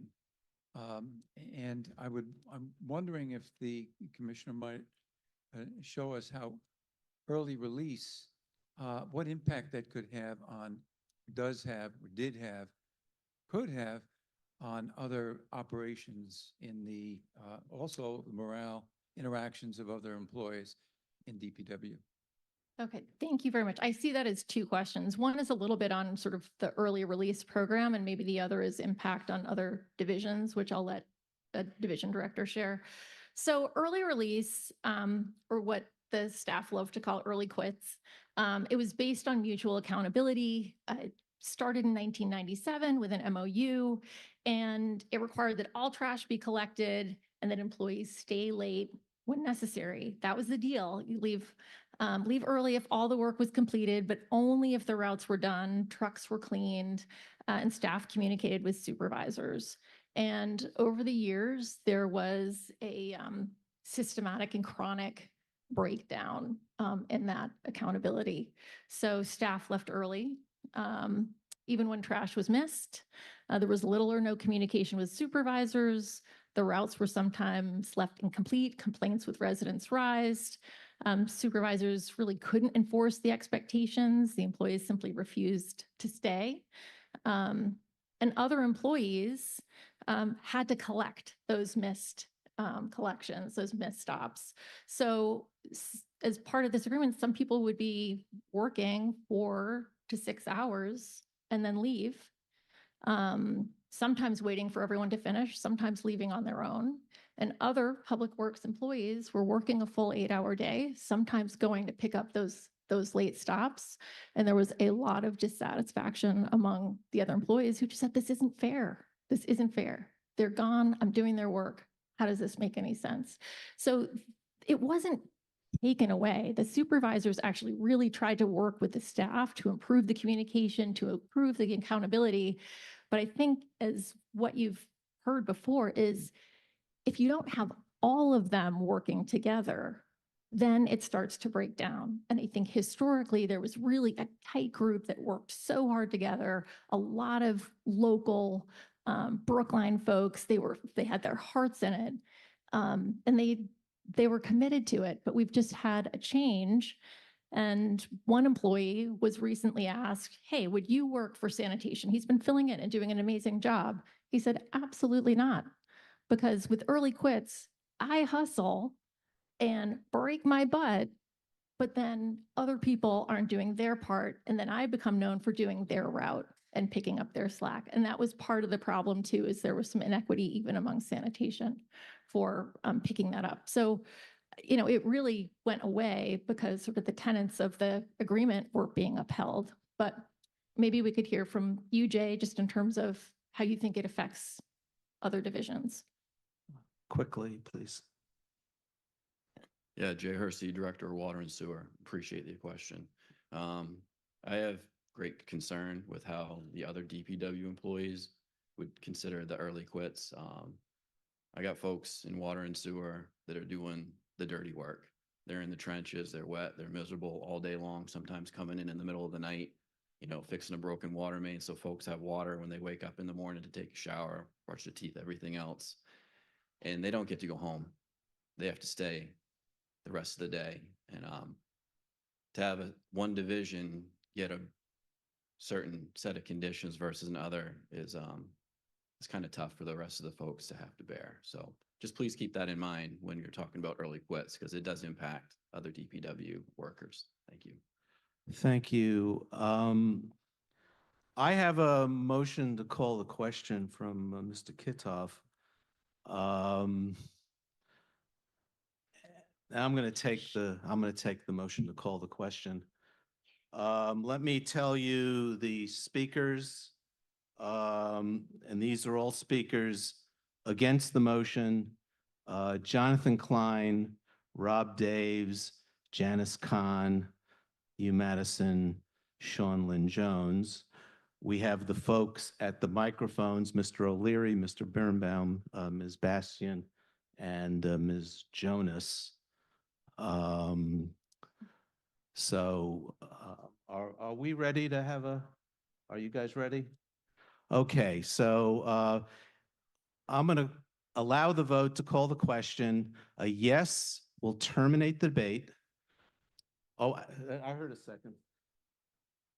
Yeah, plenty of seconds. A yes will terminate debate. No will not terminate debate, and we'll continue. We've been at this about an hour and 15, 20 minutes. So let's do it. Two-thirds vote. Drop the vote.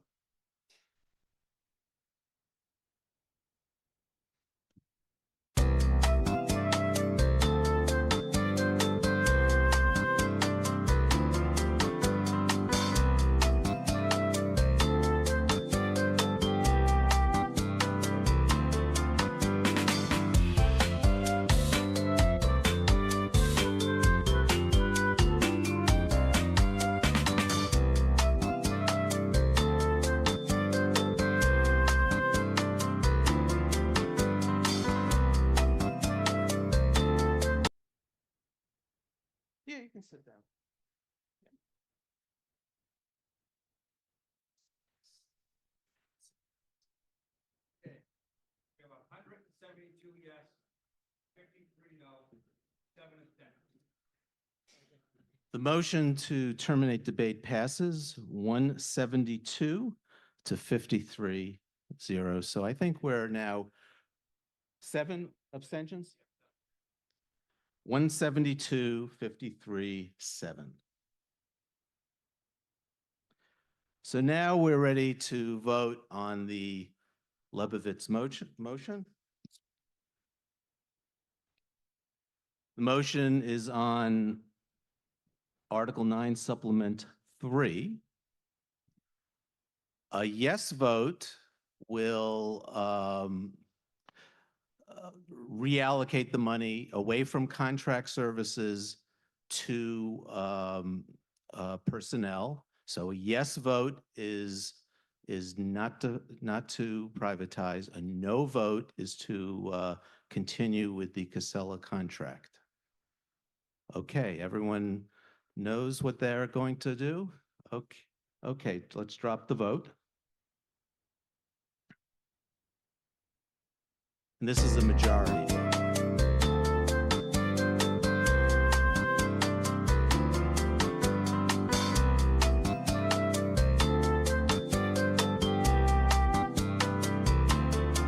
And town clerk reminds me to remind you not to cheer until I announce the vote.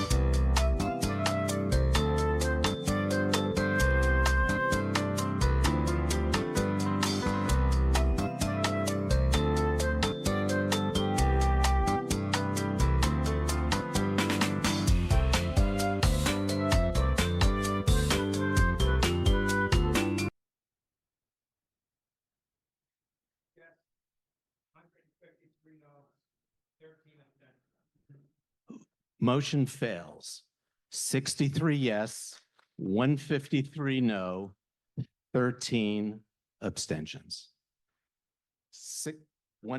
13 abstentions, 153, 153, 153, 163.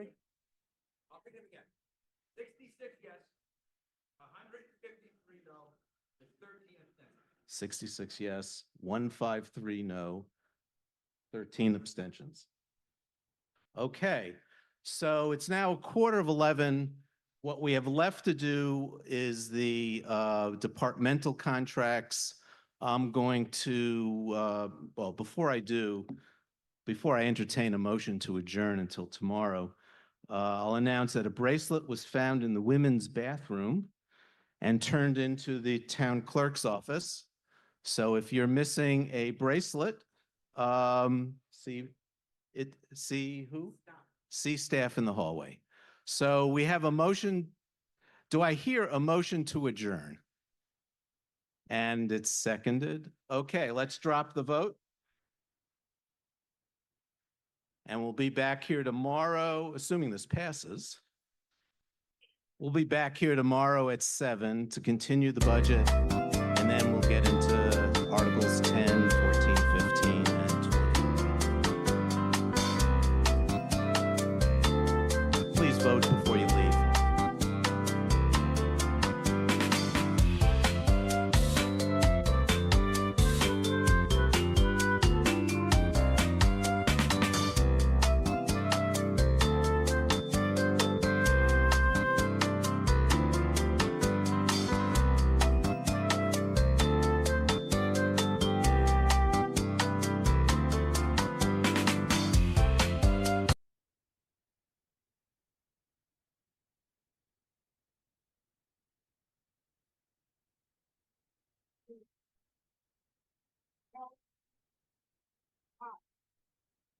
Motion to adjourn passes 198-12-5.